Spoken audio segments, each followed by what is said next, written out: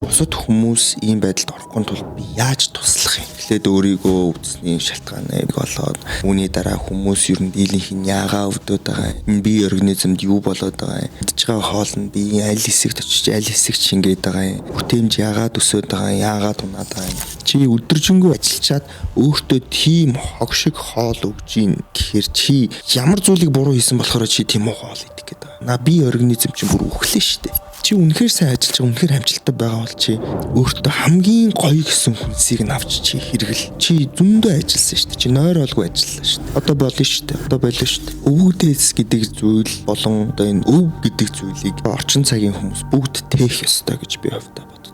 Оюун ухааны хувьд бүр ингэж төгөлдөрсөн тухайн үеийнхээ суут хүмүүс. Брайан Джонсон гэдэг нэг залуу шүү дээ. Бараг 120 наслах зорилготойгоор эрүүл мэндэд анхаарч хөрөнгө оруулалт хийж байгаа залуу. Бүх хэмжиг түүнээр 18 настай болсон. Төмсгөндөө ороо мөс тавьж саунд орохлоор 3 цаг хагастай байна гэлээ. Бусдаг багтай гэх юм. За тэгэхээр чиний хувьд амьдралдаа хийжсэн зоригтой алхам юу вэ? Манай подкастын маань ерөнхий ивент итгэгч Octolearn. Манай тэргэл маань бас Octolearn-ы онлайн хичээлүүдийг нэг жил эрхийг авч үзсэн гэж байгаа тийм. Баалид очиж үзчихсэн гэж байгаа. Энэ талаар сэтгэлээ нэ. Octol би ч ер нь нэлээд хэдэн сургалтанд ер нь англи сургалтанд хэлтэй болох гэж нэлээд үзсэн юм аа. Тэгэхээр ингээд харамдаад. Тэгээ яг хуу миний сул талд нь өөрөө би дааж суралцах чадвар дээр бас тийм айхтар юм одоо юу гэдэг юм хүмүүс ч тийм мундаг бол биш байсан. Гэхдээ Octolearn сурахад тэр нэг юм миний ойлгохгүй байсан нэг юмыг маш сайн зааж өгсөн. Тэр дүрм одоо үгнүүд нь тэр verb, object, subject-ууд хаана ороод байгаа, хаана орохоор яагаад ингэж дуудаад байгаа гэх мэтлэн. Тэгээд яг нь би хувьас зөвлөхөд ер нь гадагшаа төтгшөө явах гэж байгаа бол ер нь англиг сайжруулъя гэж бодож байгаа бол Octolearn дээр бол ядаж нэг сарын ирэх аваад нэг хичээлийн try гэдэг үзээрэй. Тэгээд таалагдах юм бол үргэлжлүүлээрэй гэж хэлмээр байна. Баярлалаа. Тэгээд миний зүгээс turmericтэй, gingerтэй бүтээгдэхүүнийг хэрэглээд үзье. Тэгээд метаболизм бустер гэдэг. Ер нь харшлах зүйл бол байхгүй баха. Манай найз тэргэл гээд супер залуу ирсэн байгаа. Эрхцүүч мэрэгжилтэй. Тэгээд одоо бол метаболизм фитнес коуч, бас entrepreneur, контент бүтээгч. Ер нь бол хийхгүй юм байхгүй. Мундаг залуу ирсэн байна. За подкастт мань ирсэнд баярлалаа. За урьсанд баярлалаа. Үзэж байгаа үзэгчдээ нэг ч ихсэн үнцэнтэй мэдээлэл авах гэдэгт итгэлтэй байна. Амар уцхан уу. За. Сон сайхан юу байна? Ажил төрөл сайн уу? Ажил төрөл маш сайн. За тэгээд томоохон төслүүд эхлүүлсэн явж байна. Тэгээд энэ төслүүд маань ерөнхийдөө яг бизнесийн үйл ажиллагаа гэхээс илүүтэй яг хүмүүсийн эрүүл мэндэд чиглэсэн одоогийн байгаа эрүүл мэндийг илүү сайжруулах. За тэгээд эрүүл мэндийн боловсрол олгох чиглэлээр ерөнхийдөө ажлууд эхлүүлсэн явж байна. Гал морин жилдээ бол нэлээд дүрлзүүлнэ гэсэн төлөвлөгөөтэй байна да. Гал морин жилд бол ер нь монголчууд бид нар бүгдээрээ л дүрлзүүлэх бодолтой төлөвлөгөөтэй байх шиг байна тий. Тэгээд энэ морин жил чи өөрөө Эзэн Чингис хаан маань морин жил төрж исэн ийм гайхалтай жил бас давхцаж тохиож байгаа. Тэгээд энэ үед бас томоохон түүхэн тиймэрхүү ажлуудын эхэл суурийг бас манай нийт монголчууд маань тавих байхаа гэдэгт бас итгэлтэй байна. Тэгэхээр энэ метаболизм бодисын солилцоо гэдэг сэдв рүү бол ер нь сүүлийн үед нэлээд гүн ороод бүр ном бичээд бичихгээ судалгааны ажиллаа хийж байгаа. Тэгэхээр энэ рүү ер нь яг яагаад оров тэр сая хоёлаа ярьжсэн хэдэн жилийн өмнө бас өвдсөн тухайгаа. За яг энэ сэдв нь өөрөө метаболизм гэдэг нь өөрөө бодисын солилцоо гэсэн үг байгаа. Бодисын солилцоо гэдэг нь одоо гаднаас хүнсний шимт хижээл орж ирээд за эсвэл одоо юу гэдэг хүчил төрөгт орж ирээд буцаад яаж гарч байгаа тэр бүх одоо бид явагдаж байгаа химийн урвалуудыг нийлээд бодисын солилцоо гэж хэлж байгаа. За онлын хувьд бол нэг юмрхүү. Би 2020 онд цусны цагаасын дутагдал за тэгээ лимпийн зангирал гэж одоо өвчнөр өвчилж исэн. За лимп гэдэг бол одоо тунгалгын булчирхай гэсэн үг. Хүний биеийн одоо энэ хорт бодисыг гадагшуулдаг юм булчирхай байдаг. Тэгээ энэ маань ерөнхийдөө томроод тэгээд гаднаас орж иж байгаа бохирдлыг шүүждэхгүй болонгод цусны цагаас дарангуулагдаад ерөнхийдөө нэлээд багасаад дэлгүү томроод за ерөнхийдөө нэг иймэрхүү процесс үүсээд эмнэлгийн орон дээр ерөнхийдөө очиж исэн. Тэгээд нэг сар гарангийн хугацаанд ерөнхийдөө эмнэлэгт эвдсэн байт юм аа. Тэгээд яг энэ хугацаанд дөнгөж 20 дэх настай залуу хүн яагаад өвдчихв гэдэг юм бодол орж ирсэн. Маш сайн ажиллаж исэн, маш өндөр амбицтай байсан, маш олон хүмүүс тусалсан. Тэгээд үнэхээр одоо аав ээжийн ачийг хариулаад үнэхээр нэг юм Монгол хүн гэдэг, Монгол хүүхэд ирээдүй гэдэг бол ийм шүү гэдгийг бол үлгэрлэх гээд явж исэн хүн гинт тэгчингүүт паникнд орд юм бэл. Үгүй би буруу юм хийгээгүй шүү дээ яаж байгаа. Гэт нөгөө эхлээд ингээ хайд юм байна шүү дээ. Яагаад Тэр үедээ фит байсан биз дээ. тэр үедээ ерөнхийдөө ингээд тогтмол хичээлдэг байсан. Тэгээ яагаад гэдгийг ингээ хайгаад явж байгаад яг надад ирсэн хариулт нь чи аав ээжтэй хайртай юу? Хайртай, үр хүүхдтэй хайртай юу? Хайртай. Тэгвэл тэр хүмүүсийн төлөө чи юу хийж чадаж байгаа юм бэ гэдэг асуулт орж ирж байгаа байхгүй. Тэгэхэд миний яг юм эхлээд дөнгөж эмнэлэгт очисон хариулт бол би ингээ сайн ажилласан юм байсан. Яг тэнд хамгийн зөв хариулт нь юу байсан бэ гэхээр чи аав ээжтэй хайртай, үр хүүхдтэй хайртай бол чи эхлээ өөрийгөө хайрл. Чамгүй бол тэр хүмүүс тэр хайраар дүүрэн байх уу? Эхлээд одоо юу гэдэг нь ээжтэй байр авч өгөх, аавда машин авч өгөх гэхээс илүүтэй чи өөрийгөө эрүүл байлга. Үүний дараа тэдгээр зүйлсийг бодох хэрэгтэй байна гэдэг одоо ийм ойлголтод хүрээд амьдралын философи нь болсон гэх юм уу. Тэгээ цаг ямагт өөрийгөө хайрладаг. Үүний дараагаас гэх юм бол яагаад тэ хүмүүс ийм байдалд ороод байгаа юм бэ? За би бол орцсон, даваа гарч байна. Тэгвэл бусад хүмүүс ийм байдалд орохгүй тулд би яаж туслах юм? Миний одоо юу гэдэг нь энэ орчлон хорвоо ертөнц дэлхий дээр ирсэн тэр үүрэг хариуцлага хийх ёстой юм нь юу юм бэ? Гэт тэгээд ерөнхийдөө яг энэ чиглэлээр илүү гүн судалж эхэлсэн гэх юм уу. Эхлээд өөрийгөө өвдсөний шалтгааны бүх юмыг олоод үүний дараа хүмүүс ер нь дийлэнх нь яагаа өвдөд байгаа юм? Энэ бие организмд юу болоод байгаа юм? Хүн хоол идэл ингээл яваал идэг. Гэтэ тэр идж байгаа хоол нь биеийн аль хэсэгт очиж аль хэсэгт шингээд байгаа юм?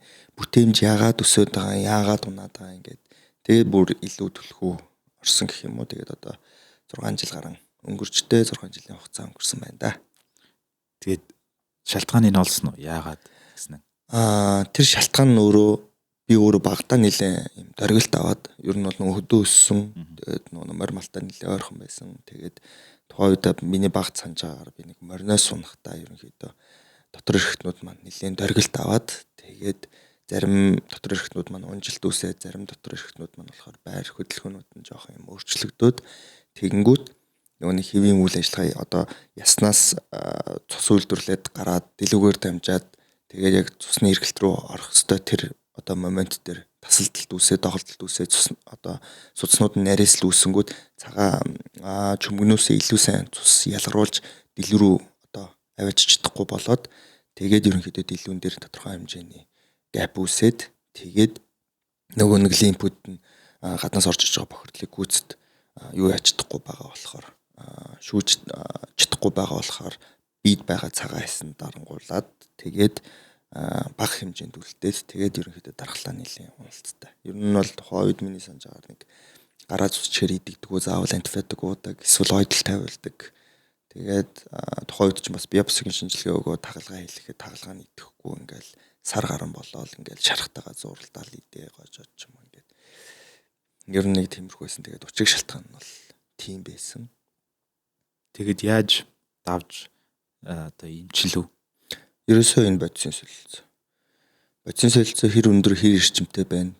Тэр чинээгээр биесээ ямар нэгэн байдлаар арьсараа ч юм уу детокс хийж бохирдлуудаа бүгдийг гадагшлуулдаг. Шингэн байдлаар болон одоо нүүрс үйлчлэн хийгээр ч юм уу эсвэл одоо өтгөн шингээ ялгацсаар ч юм уу ингэж гадагшлуулдаг. Тийм учраас үхэхгүй тулд заавал хөдөлдөг байна гэдэг чинь бодисын солилцоо эрчимтэй байх.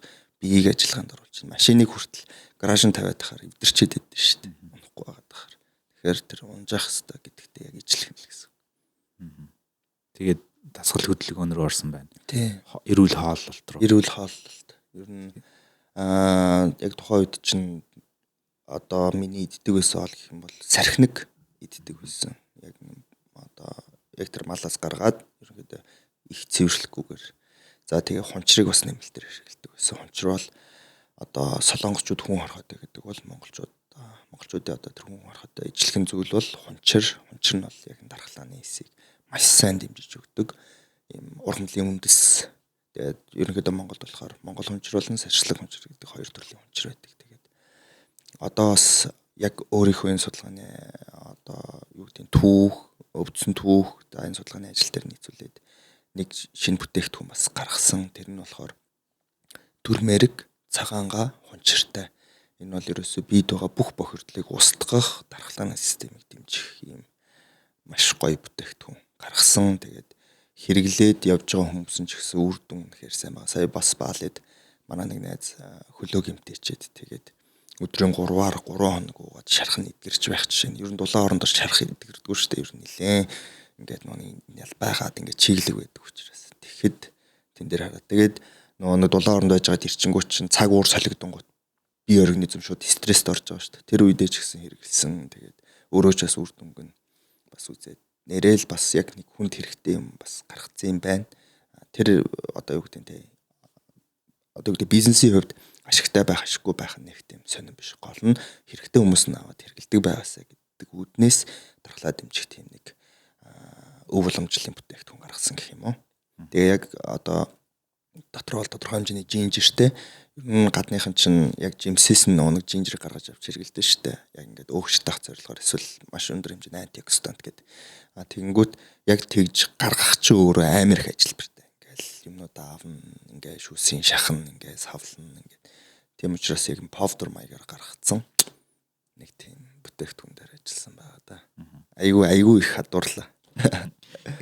Тэгээд энийг одоо өөрөө ингээл судалж байгаа л туршиж үзэж байгаа л. Одоо хүнчир юу сархинаг. Тэр хүний зөвлөгөөгөөр судалгаанаас энэ төр хэрэгэлсэн үү? Намайг яг өвдсөн үед болохоор уламжлалтын эмч ер нь 5 цулын хүнснээс одоо малын 5 цулаас сархинагийг хэрэглээ. Энэ бол цагаан хэсэг маш сайн дэмжиж өгдөг. Эмчийн өгсөн зөвлөгөө нь одоо барууны эмчийн өгсөн зөвлөгөө нь болохоор D витамин өндөр тунгаар хэрэгэл, C витамин хэрэгэл. За тэгээ энэ хүнчир гээд байгаа энийг бас хэрэгэл. Энэ бол дархлаагч дэмжинэ гэдэг. Тэгээ ийм хослмол байдлаар хэрэгэлсэн гэх юм уу? Тэгээ одоо бол ер нь асуудалгүй юм. Яг унана. Үнэхээр нэг биедээ жоохон хайргүй байгаад ч юм уу ингээд дасглаа сармар. Одоо ч яг тэгж үзээгүй л дээ. Зүгээр нэг юм 20 хоног моног ер нь дасгал хийхгүй жоохон ингээл нойр мойр жоохон юм алдагдaltaй байх юм бол тэгэл яг ингээл буцаал унаал ингээл хатиг матиг гараал ингээд эхэлдэг. Тийм учраас одоо ерөнхийдөө энийг айхтар нэг зорж дасгал хөдөлгөөн хийх гэхээс илүүтэй энэ миний юм өдөр бүр рутин болцсон. Яг л өглөө босоод би цэцэгтэй ижлэх тийм дадал болцсон. Тэгээд яг одоо Монгол хүн болгоныг бас ийм жижигхэн дадалтай болоорой гэж хүсдэг. Зөвхөн фитнес байх албагүй. Гүйдэг байж болно, алхдаг байж болно, өөр спортоор хичээлдэг байж болно. Та 7 хоногийн хугацаанд ядаж нэг 150 минут дасгал хөдөлгөөнд зарцуулдаг байх хэрэгтэй гэж уриалж байна. Тэгэхээр сахилга баттай байхаас өөр аргагүй одоо нөхцөл үүссэн байж тээ. Тэгэхээр над бол бас яг адилхан. Би бас 23 онд бас имлективтэд миний дархлаа бас асуудал үүсээд миний дархлааны эснүүд одоо бета эс гэж байдаг нэг нойр булчирхааныхаа тийм инсулин үйлдвэрлэдэг эснүүдийг устгасан. Тэгээд тэрнээс болоод одоо ер нь бол за би бол найдаад байгаа юм. Одоо энэ AI хөгжиж гин, шинжлэх ухаан хөгжиж гин, ангаах ухаан хөгжиж гин. Нэг 5-10 жилийн дараа ихэд энийг ингээд үүдлэсэр ч юм уу эдгэх одоо олон нийтэд тийм эдгэх боломж гарна гэж бол итгэж байгаа. Тэгэхээр бол идэгдгүү өвчин гэж бол бас нэрлэхэд хэцүү. Тэгэхдээ бас одоогийн байдлаар бол түүхэнд бол энэ миний 1-р төрлийн чихрийн шижин гэдэг өөрөө инсулин ялгаруулдаг эс устгагдсан болохоор идэгдгүү гэж үзээд байгаа.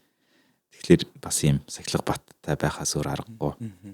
Одоо яг яс хоолоо зөв идэх, нүүр цусаа тоолох, тэгээд дасгал хөдөлгөөн хийх. Тэгэхгүй бол бас л ундаг асуудал үүсдэг. Тэгэхээр энийг би болохоор ингэж хардаг. Зөв хүндээ энэ өвчин ирсэн байна. Одоо миний хувьд. Би сахилга баттай байж чадна. Жирийн үнээс илүү. Тэгээд энэ зүйлийг одоо туулах ёстой байх. Тэгээд энэ надад зөв чаленж болсон. Тэгээ бүр эргээр харах юм бол би ингээд мутант болсон. Одоо юу гэдгийг нүүр суссаас татгалзаад явандаа одоо бүр карниворлоо ч юм уу кетосис руу орох чиглэл рүүгээ ховсөл үүсч бараг хойсч ийн гэдэг. Өөрийгөө бас нэг ингэж хөөрдөг юм уу тий. Тэгж харж байгаа гэсэн. Тэгээ бүр яванд бол идгээд магадгүй инсулин ялгаруулдаг болох байх гэж итгэж байгаа. Тэгэхээр чиний хувьд бол бас л юм мундаг сахилга баттай байж чаддаг залууд бас юм чаленж тулгарсан байна шүү дээ.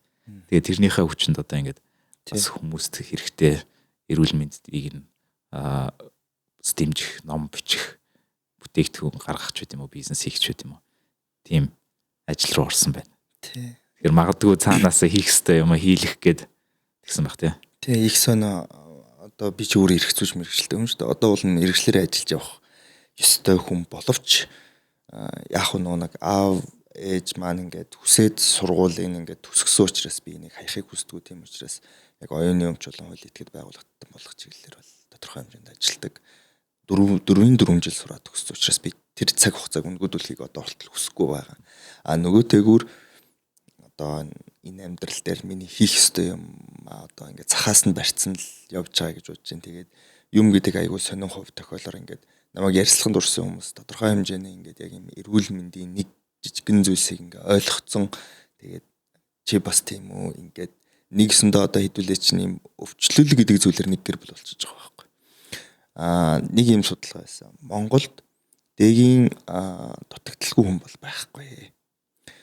Тэгээд дээрэс нь ямар нэгэн байдлаар тэр уламжлалтын юмч бол хэлж байгаа. Ямар нэгэн байдлаар өвчлөлгүй хүн бас байхгүй. Тэр өвчлөл гэдэг юу гэж ойлгож байна гэхээр одоо энэ physical өвчлөл гэж байна. Одоо бие эрхтний өвчлөл. За тэгээд дээрэс нь сэтгэл зүй.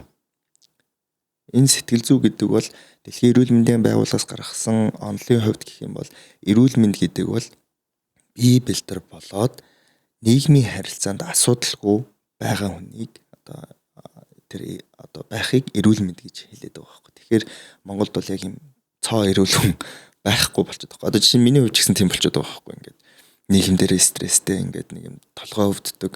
Би одоо хүсэхгүйсэн ч гэсэн улс төр намайг оролдоно гэдэг шиг ингээд нэг зүйл нь болохгүй байгаад энийг нэг ингэчгээс нуугадагшаа дотгош яваад үзчихгүй тэнд нэг тгээ шийдсэн байсан энийг ингэж шийдэж болохгүй бахтаа гих мэдчлэн ч юм уу тийм байдлаар нэг бодож стресстэй ингээд харилцаанд орохдоо хүртэл нэг жоохон өөр болцдог ч юм уу. Тийм болохоор монгол хүн болгон тийм happy эрүүл байгаасай гэж амар их хүсдэг. Өглөө болгон босохдоо яг хаа тодорхой хэмжээнд нэг өвөг дээдс маань өглөө босохдоо юу боддог гэсэн, нар мандахад юу боддог гэсэн, жаргахад юу боддог гэсэн гэдэг юмнуудыг зүгээр нэг хайхтар судлахгүйгээр зүгээр боддог. Одоо тэр үед чинь тог цахилгаан байхгүй хахад ийм боддог байсан бах та, ийм зүйлийг хүсдэг байсан бах та, дээр үеийн бааtruуд маань ингэж хоолдог байсан бах та гэх мэтлэн байдлаар боддог гэх юм аа. Тэгэхээр энэ одоо хоёул өвөг дээдс гэдэг сэдв рүүгээ бас оръё тий. Энэ талаар би угаасаа яг ярих гэж бодож исэн. Энэ метаболизмын одоо энэ ном бичих судалгаанд генийн төвшөнд бас яг хүмүүс ямар хооллох, яаж хооллох ёстой юм, яг юу идэх ёстой юм гэдэг дээр би бас одоо ингээд энэ өвчин туснаас хойш ингээд судлахад ерөнхийдөө орон орны хүмүүс өвөг дээдсийн хоолыг идэхлээр бас их айтайхан байгаад. Одоо италичууд нь пастагаа идээд эрүүл удаан наслаад тэгээд бид нар болохоор бас яг юу идэх ёстой гэдэг асуулт байна. Одоо тэгэнгүүт энэ дээр урдл нэг юм ярих хэрэгтэй. Хүмүүс ингээл манайх юм удам дамжсан юм өвчтэй ингээд манаавч ингээд зүрхээр явж исэн бийж зүрхээр явдаг манай хүү ч гэсэн зүрхээр явах. Одоо миний зүрх жоох өвдөг. Яг үнэ хэлээд удам дамжсан өвчлөл ер нь дээдл нь 10% байх магадaltaй. Ген өвлөгдөх нь. Тэр удам дамжсан өвчлөл гэдэг зүйл нь яагаад үсээд байгаа юм гэхээр тэр амьдралын буруу хэв маяг. Тэр гэр бүлийн иддэг нэг юм хоолны рутинууд байна шүү дээ. Нэг иймтэй хамт иддэг, тиймтэй хамт иддэг. Тэгэнгүүт нь цусны холестеролын хэмжээ өсөөд цусны тодорхой хэмжээнд өтгөрөө тэгэнгүүтээ ингээд бөглөрөл үүсдэг ч юм уу тий. За тийм байдаг. Тийм учраас ингээд манай аав тиймэр өвддөг гэсэн би өвдөн гэдэг бодлоо манайхан тархинаас авч хаяарай. За хоёрдож гэх юм бол одоо жишээ нь тэрэглийн аав нь юу иддэг байсан. Тэрийг задлах хэмжээний тэр бактери нь генийн төвшөнд буюу нарийн гидсэнд өвлөгдөг. Одоо эн чинь 23 хоромсоо хоёр талаас нь нийлээд 46 хоромсоо болоод нэг хүн бүрдэж байгаа шүү дээ. Тэр 23 чинь одоо хамгийн нэгнээс сайн гэсэн юмнуудыг нь аваад нэг хүнийг бүрэлдүүлж байгаа шүү дээ. Тэгэхээр сайжруулсан хувилбар байгаа байхгүй. Одоо чинь тэргэл гэдэг бол тэр өвөө гэх юм. Тэгээ сайжруулсан хувилбар байхын тулд тэр задлагддаг ферментүүд нь бас дагаж байх магадлал илүү өндөр байгаа байхгүй. Тэгэнгүүт жишээ нь гадаад хүн Монголд ирээд борцтой хоол идэнгүүтээ гүйлгээд байна. Яагаад гэхээр задлагддаг фермент байхгүй. Тэгвэл яах юм? Тараг идчихэд борцтой хоол идээд 1-2 хонос тэр хүн ялгаруулж чадаад байна тийм үү. Тэгэнгүүт яг энэ фермент нөгөө тэгүр монголчууд гадагшаа явдаг те. За жишээ нь хятад одоо мэдхгүй одоо нэг италич юм очлоо. Хоол идсэн чинь гүйлгээд нэг ихний доног гүйлгээд шин. Яагаад гэхээр тэрийг задлах фермент байхгүй байгаа байхгүй. Тийм учраас одоо нэг юм хак гэх юм уу. Тухайн оронд очисон бол тухайн орныхоо тэр малын гаралтай ашигтай бактерийг хэрэглэх. За хэрв боломжгүй бол тэр ургамлын гаралтай ашигтай бактерийг нь хэрэглэснээрээ тухайн хүнсийг задлах одоо тэр ферментийг тодорхой хэмжээнд тогтоож чадчих байна гэсэн. За тэгээ генийн түвшний хоолт гэдэг зүйл дээр ярихад эртний монголчууд 4 цаг улирлаар хооллдог гэсэн. Энэ бол бүр дэлхийд одоо бүр ингээд бүлэг болгож задлж судалж байгаа. Яагаад гэхээр одоо жишээ нь өвөл дан мах тос хэрэгэлдэг гэсэн. Тэгэнгүүт энийг эрдэмтэд carnivore diet гэж судлаад байгаа. Зунд зөвхөн сүү цагаан идэ хэрэгэлдэг байсан. Тэгэнгүүт энийг эрдэмтэд vegan хоол тийм үү. Vegan ч бол дотроо хэдэд ангилагдж байгаа л да. Ингээл малын гаралтай эсвэл гаралгүйгээр дан ингэж хэрэглэх ч юм уу. Дан гэдэг ногоо төрлийн хүнсний бүтээгдэхүүн хэрэглэх ч юм.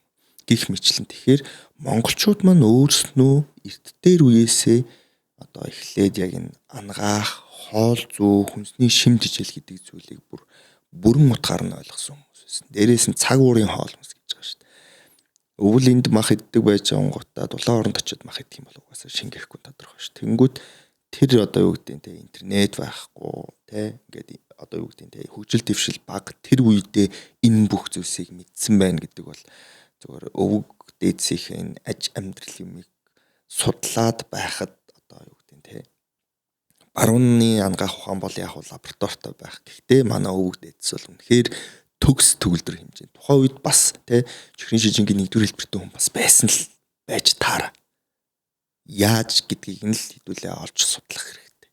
Жишээ нь лимфийн зангиралтай цагаасан дутагдaltaй хүн байсан л байж таараа. Яаж имчилсэн гэдгийг би олчж байгаа байхгүй. Хончир хэрэгэлсэн байна. Малын 5 цул эрхтнүүдийг хэрэгэлсэн байна. Сархиныг нь хэрэгэлсэн байна.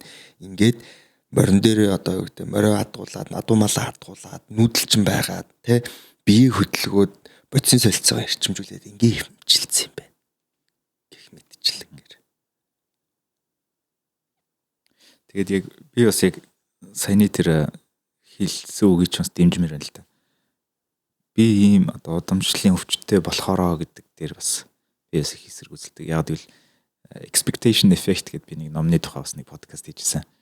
Nocebo effect гэж байдаг, placebo effect гэж байдаг. Эерэг талаас одоо жишээ нь ингээд хагалгаа хийхгүй зүгээр зүсчээд буцаагаад оёод өвдгөнд чи хагалгаа хийцэн ингээд хүмүүс тийм өвдгөн идэгчиж чинь гэж байгаа байхгүй placebo effect тэр. Тэр шиг nocebo effect тэр болохоор чи ингээд ийм гений асуудалтай ч юм уу те чи өвднө гэдэг юм. Асуудалгүйч байсан өвдчихдэг те. Тэгэхээр тэр маягаар бас юм байдаг болохоор бас тэр тал дээр бас нэг эсэргүүцмээр байгаа юм нь болохоор нөгөө монголчууд бүгд эрүүл хүн байхгүй гэдэг дээр болохоор бас нэг юм нэг бодлын үнэн мөртлөө нөгөө талаас юм пласебо эффектээр эмчхийн тулд бас нэг эсэргүүцмээр санагдаж байна л да. Хүлийн зөвшөөрж гинөө. Тэгээд тэгэхгүй бол одоо жишээ нь эрүүл хүн гэж тэгвэл хаана байгаа юм бэ те? Гадаадд байгаа юм уу? Тэгэхээр тэр хүмүүс ч гэсэн бас яг ялангуяа орчин үед одоо энэ технологи хөгжсөн гар утас хөгжсөн үед бол бүр дэлхийд эрүүл хүн баг байхгүй юм уу гэдэг ч юм уу тийм. За генийхэн сэдв дээр хоёул өргөжлүүлье. Тэгэхээр өвөл маха идээд тослогоо идээд карнивор маягийн болоод зун нь болохоор vegan vegetarian маягийн болчихж гэнэ гэхэлэр чинь хослуулаад байна шүү дээ айл нэг хослуул. Тэр нэг дор хоёулынгийн биш ингээд ээлжлүүлээд гэх юм уу. Юутай хослол хэрэн зөвгсөөгөө. Тий.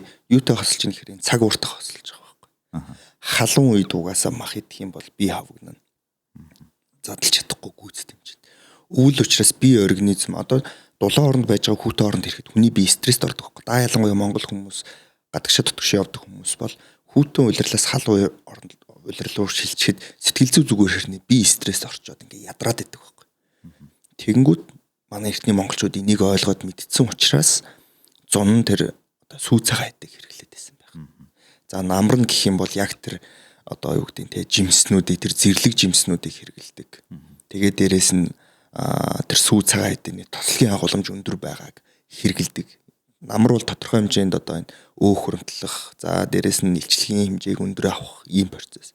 Хавар болоод эхлэнгүүт арай илчлэг нь багасч эхэлж байгаа байхгүй. Гэх мэтлэн яг энэ дөрвөн улирлаар ингэж хоолдог гэсэн байна. Одоо тэнгууд монголчууд нийтдээ нэг тийм байна. Манайхан угаасаа л мах иддэг байсан. Ямар монгол хүн биштэй идэлтэй. Тэгэл наад махаа хаан үзүүлээ. Тийм. Иддэг байсан үнэн. Гэтэ энэ цагт иддэггүй байсан юм аа. Иддэггүй байсан байхгүй юу? Хэрв одоо юу гэдэг орчин үед ингэж хэрэглэх гэж байгаа бол жоох юм одоо юу гэдэг нь шинэ вершн шиг амьдраач, шинэ вершн шиг байгаач. Яг тэр хүмүүс шиг байж чадахгүй бол яг тэр хүмүүсийн хэрэгжилж байгаа юмыг битгий хэрэгэл. Яг тэр хүмүүсийн хэрэглэж байгаа юмыг хэрэгжилж байгаа бол орчин цагтаагаа тааруул. Одоо миний нэг хэлдэг энгийн жишээ байна л да. Ингээд ирүүл хаална гэхээр ингээл амар дайт майт барайл амар юм байна. Үгүй эхлээд чи өглөөний цагаа тогтмол уу. Тэр цусны хүүдийг ялгарах тэр процессыг дэмж чи өдөр болгон тогтмол тэр биеийн жинтэй тохирсон усыг уу эндээс эхэлнэ. Тэр шууд тэр одоо юу гэдэг нь ногоо одоо юу гэдэг нь шууд тэр дахиа махаа идэх ч юм уу. Үгүй байхгүй юу да. Чи эхлээд яг одоо идж байгаа хүнснүүдээ яг цагаар нь эхлээд идэх сурч байгаа. Үүний дараа хэрэгцээгүй гэсэн бид чинь шимд ижил болдоггүй юмнуудыг хасах хэрэгтэй. Орлуулах хэрэгтэй гэсэн үг. Цовын эдхийг үнэхээр хүсдэг цовинд бүр юм хоббитой юм байж болно шүү дээ. Цагаан гурлыг нь бүхэл үрийн үр тарианы гурлаар солиод хэрэглэв. Цовинд жоохон ногоон дөрлөгийн ногоо эсвэл хажууд нэг юм салаат нь авч байцаа тавиад хэрэглэлтэй. Эн чин задлж өгнө шүү дээ тэр чинь. Их хэмжээний эслэг байгаа ч юм уу. Гэх мэтлийн юм байдлаар тэгээд гол юм гэх юм бол идэхийг хүсэж байгаа зүйлээ биш өөрт хэрэгтэй юм аа л идэх хэрэгтэй. Тэр идэхийн төлөө амьдрахын төлөө идэх хоёроо ялгаа заагийг гаргах хэрэгтэй. Тэгэхээр гол дайсныг би бол нүрс ус гэж хараад байгаа. Яг сүүлийн үед нөгөө нэг 1970-аад онд Америкт өөхийг дайсан гэж үзээд буруугаар ойлгоод өөхөө хасаад low fat хийсэн чинь амтгүй болоод тэрийг нь орлуулах бол чихэр нэмээд тэгээд 1970-аад онд Америкт дундаж эрэгтэй хүн 70 идэлсэн бол одоо Америкийн дундаж эрэгтэй хүн 90 идэл болцсон байна тий. Тэгэхээр нүүрс ус хүний биед хэрэгтэй нүүрс ус гэж байхгүй гэдэг. Одоо нэн шаардлагатай essential carbohydrate гэж байхгүй. Гэсэн мөртлөө essential fatty acid одоо тослог гэж байдаг. Essential одоо хүний биед нэн шаардлагатай уурга амино хүчил гэж байдаг. Тэгэхээр хэрэггүй юм аа. Тэгтээ чи бол хэлж шít. Шууд огцсон бол экстрим хасаад хэрэггүй. Нэг алхам магадгүй бүхэл үрийг болгодог ч юм уу тий. Тэгээд хажууд нь эстэй юм. Ер нь ингээл эхнэр нь одоо жишээ нь миний сургалтанд сууж байгаа байхгүй. Сургалтын мэдээлүүд аавангууд очиод шууд хөргөчөнд байсан юм гаргаж хаянгуудаа өөр хүнснүүд хийцэн чинь зүгээр нөхөртөө бүтэн сар хэргэлцсэн гэж байгаа байхгүй. Юу ч болоогүй ирнэ нөхөр ингээ стресстэй дэсэн. Аргагүй ч тэр чи идэх юмнуудыг бүгдийг нь гаргаа ичиж байгаа юм чинь тэр хүн чи идэж байгаа юм дээр автад байхгүй ингээд дургу идээд байгаа учраас тэр нь стресс үүсгэж байгаа байхгүй. Тийм учраас юм зугуухан юм алгуур оруулах хэрэгтэй. Тэр өглөөний цай ууж чаддгүй бол ордоггүй бол багаар нэмэх хэрэгтэй байхгүй. Ингэж идэл бие организм чинь дасал болоод явчихна. Тэгэхгүй манайхан чи ингээл гинтхэн одоо удахгүй шинжил болох гэж гяс тураад ахыг гэдэг шиг байх бол үнэхээр хэцүү бас боломжгүй тэр богино хугацаанд. Тийм учраас хүн эрүүл хооллоо дасгал хөдөлгөөн хийгээд бие бэлтраа хөгжүүлээд явна гэдэг чинь өөрөө зөвхөн чи өөрийнхөө төлөө хийгээд байгаа зүйл бус үр хүүхдийн төлөө хийж байгаа зүйл байдаг. Хүүхд чинь та хэдий идэж байгаа гэдэг. Тийм учраас тэр юу задлахгүй эрүүл байх уу, өвчл дүртэнхий байх уугүй юу гэдгийг тэр гэр бүлийн хоол хүнс шийднэ. За тэр хүүхдийг гарахаас өмнө гэж бодоход аав ээж нь биеийн хүчний одоо юу гэдэг нь дасгалуудыг хийдэг, булчингаа маш сайн ажилуулдаг байх юм бол хүүхэд нь автомат булчингийн ямар нэгэн эмгэггүй төрдөг. Автомат булчин гэхээр яаж нэх зүрх нарийн гидс ч юм уу эдгээр юм хүн өөрөө хүсээд удирдах чадахгүй энэ булчингуудыг хэлдэг. За мөн хагас автомат булчин байна. Нусны булчин. За тэгээд дээрээс нь давсагны булчин ч юм уу те. Хүн одоо хүсвэл удирддаг. Удирдахыг хүсэхгүй байгаа тохиолдолд тархин тэрийг удирдаа явчихдаг. Эдгээр булчингууд ямар нэгэн асуудалгүй төрдөг. Үүний нотлохоо нь юу вэ гэхээр одоо жишээ нь удам тавьдсан бүх гэж байдаг. Тэр чинь тэнгэрээс нэг бүх хурж ирэнгүүтээ бүрчүн гоомарл гэдэг шиг нэг хүнд хүүхдийгээ тэгээ тэр нь ингээд задраад бүх болчоогүй байхгүй. Тэнд эрт дээр үедээ тэнд нэг биеийн хүчний ажил хийдэг хүн байж байгаа, мод зөөдөг хүн байжгаад тэр нэг мэх сураад ч юм уу тэгээ ингээ үр хүүхэд нь ингэж явсаар байгаад одоогийн тэр нэг юм бүх энэ Монголын wrestling гэдэг энэ спорт чинь үүсцэн яваад байгаа байхгүй. Тэгэхээр боломжгүй бол биш. Боломжтой. Тийм учраас зөвхөн юм өнөөдөр өөрийгөө гэж харахаас илүүтэй үр хүүхдээ гэж ингэж харах юм бол хүн хүссэн хүсээгүй хөдөлдөг, хүссэн хүсээгүй эрүүл байхыг хичээдэг болдог. Маш гоё хэллээ. Би бол одоо жишээ нь анх аав болоод лузер аав байхгүй тулд ерөнхийдөө өөрийгөө хөгжүүлж эхэлсэн юм.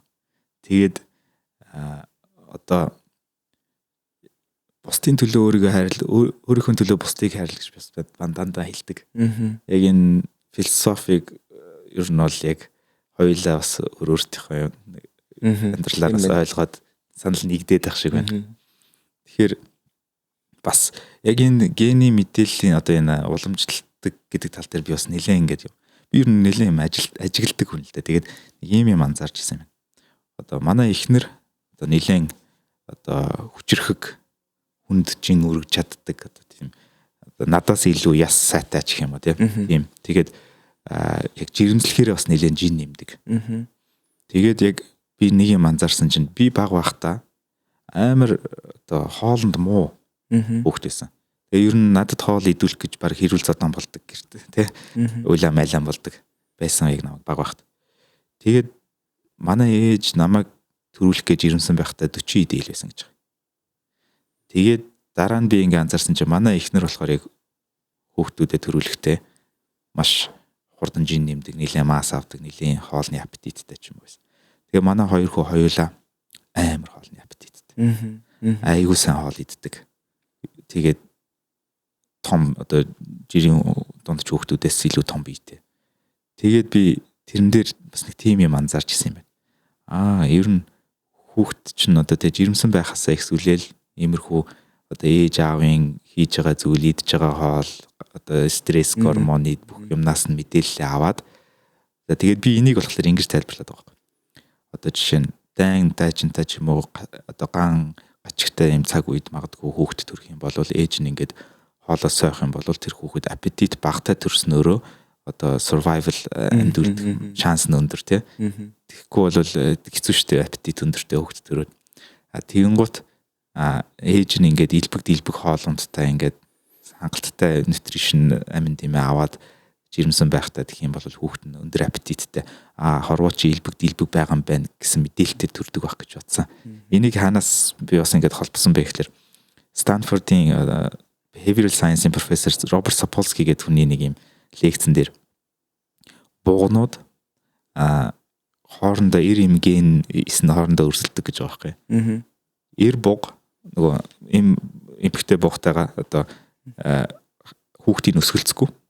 Яг намар болвол урамдаал хүүхдээ хийж өгчөөл болтчдөг төрлийн амтан байгаа байхгүй. Тэгэнгუთ тэр эрэгтэй одоо аавынх нь генний зүгээс илүү одоо шуналтай байдаг гэж байгаа. Илүү өлсгөлөн тийм илүү калори нэгдэг хүүхдийг суулгах одоо сонирхолтой. Тэгсэн чинь эмэгтэй буугны одоо ээжийнхэн зүгний ээжийнхэн өмнөөс харахад болохоор тийм хүүхэд өсгөх юм бол тэр чинь өөрөө ч амьд үлдэхэд хэцүүтэй тэр ууланд чинь тий. Тэгэхээр тэрийг нь багасгах сөрөг ген оруулж ирдэг. Хоорондоо тэгж аав ээжийн эс өрсөлддөг гэж байгаа. Тэрнээс би бас анзаарчаад хүүхдийн аппетит бас аав ээжээсээ хамаардаг тий. Ийм юм байна. Бас магадгүй ээжийнх нь жууж байгаа юм стрессийн төвшин тийм юмнаас бас хамаардаг юм байна. Тиймэрхүү юм бас анзаарч ирсэн. Тэгээ энэгээр юу хэлэх гээд байна гэхээр ерөөсө санал нийлж ийн л гэж хэлэх гээд байна л да.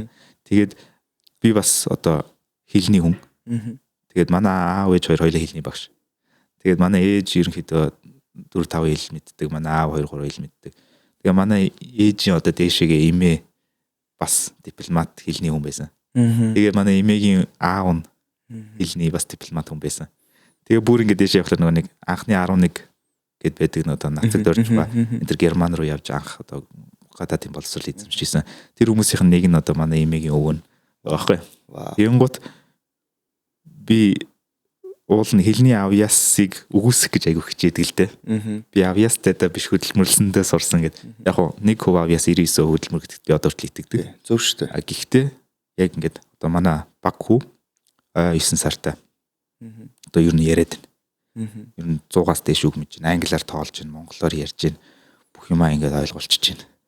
Тэгээд би анзаараад за яалтчгүй бас байдаг юм байна гэд.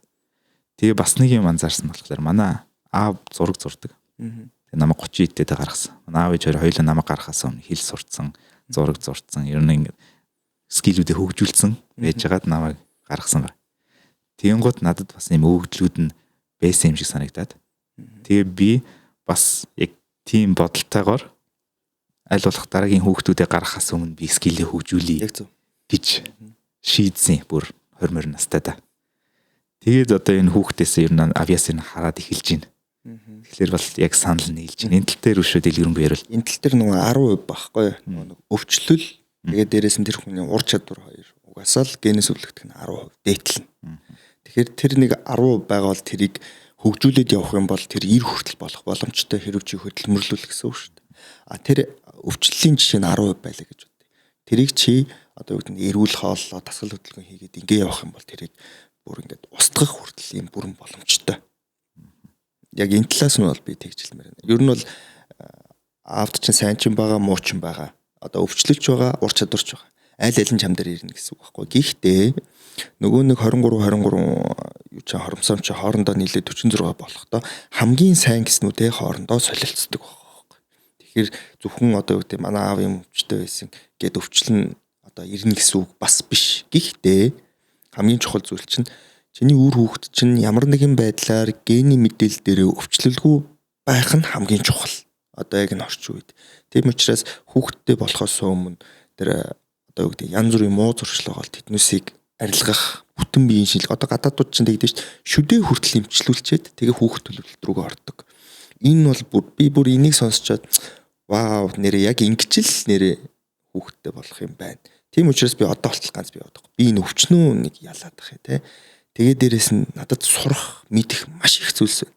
Ядаж энэнийхээ нэг захаас нь жоохон зуураад авчи. Тэгээд би хүүхэдтэй болоё гэж боддог байхгүй. Одоо ингээд 30 хүрж байгаа залуу яагаад чи ингээд юу яагаад ингээд хүмүүс. Одоо яг хаа цагаан сараар бол нэлийн л тэгжлээ юм л да.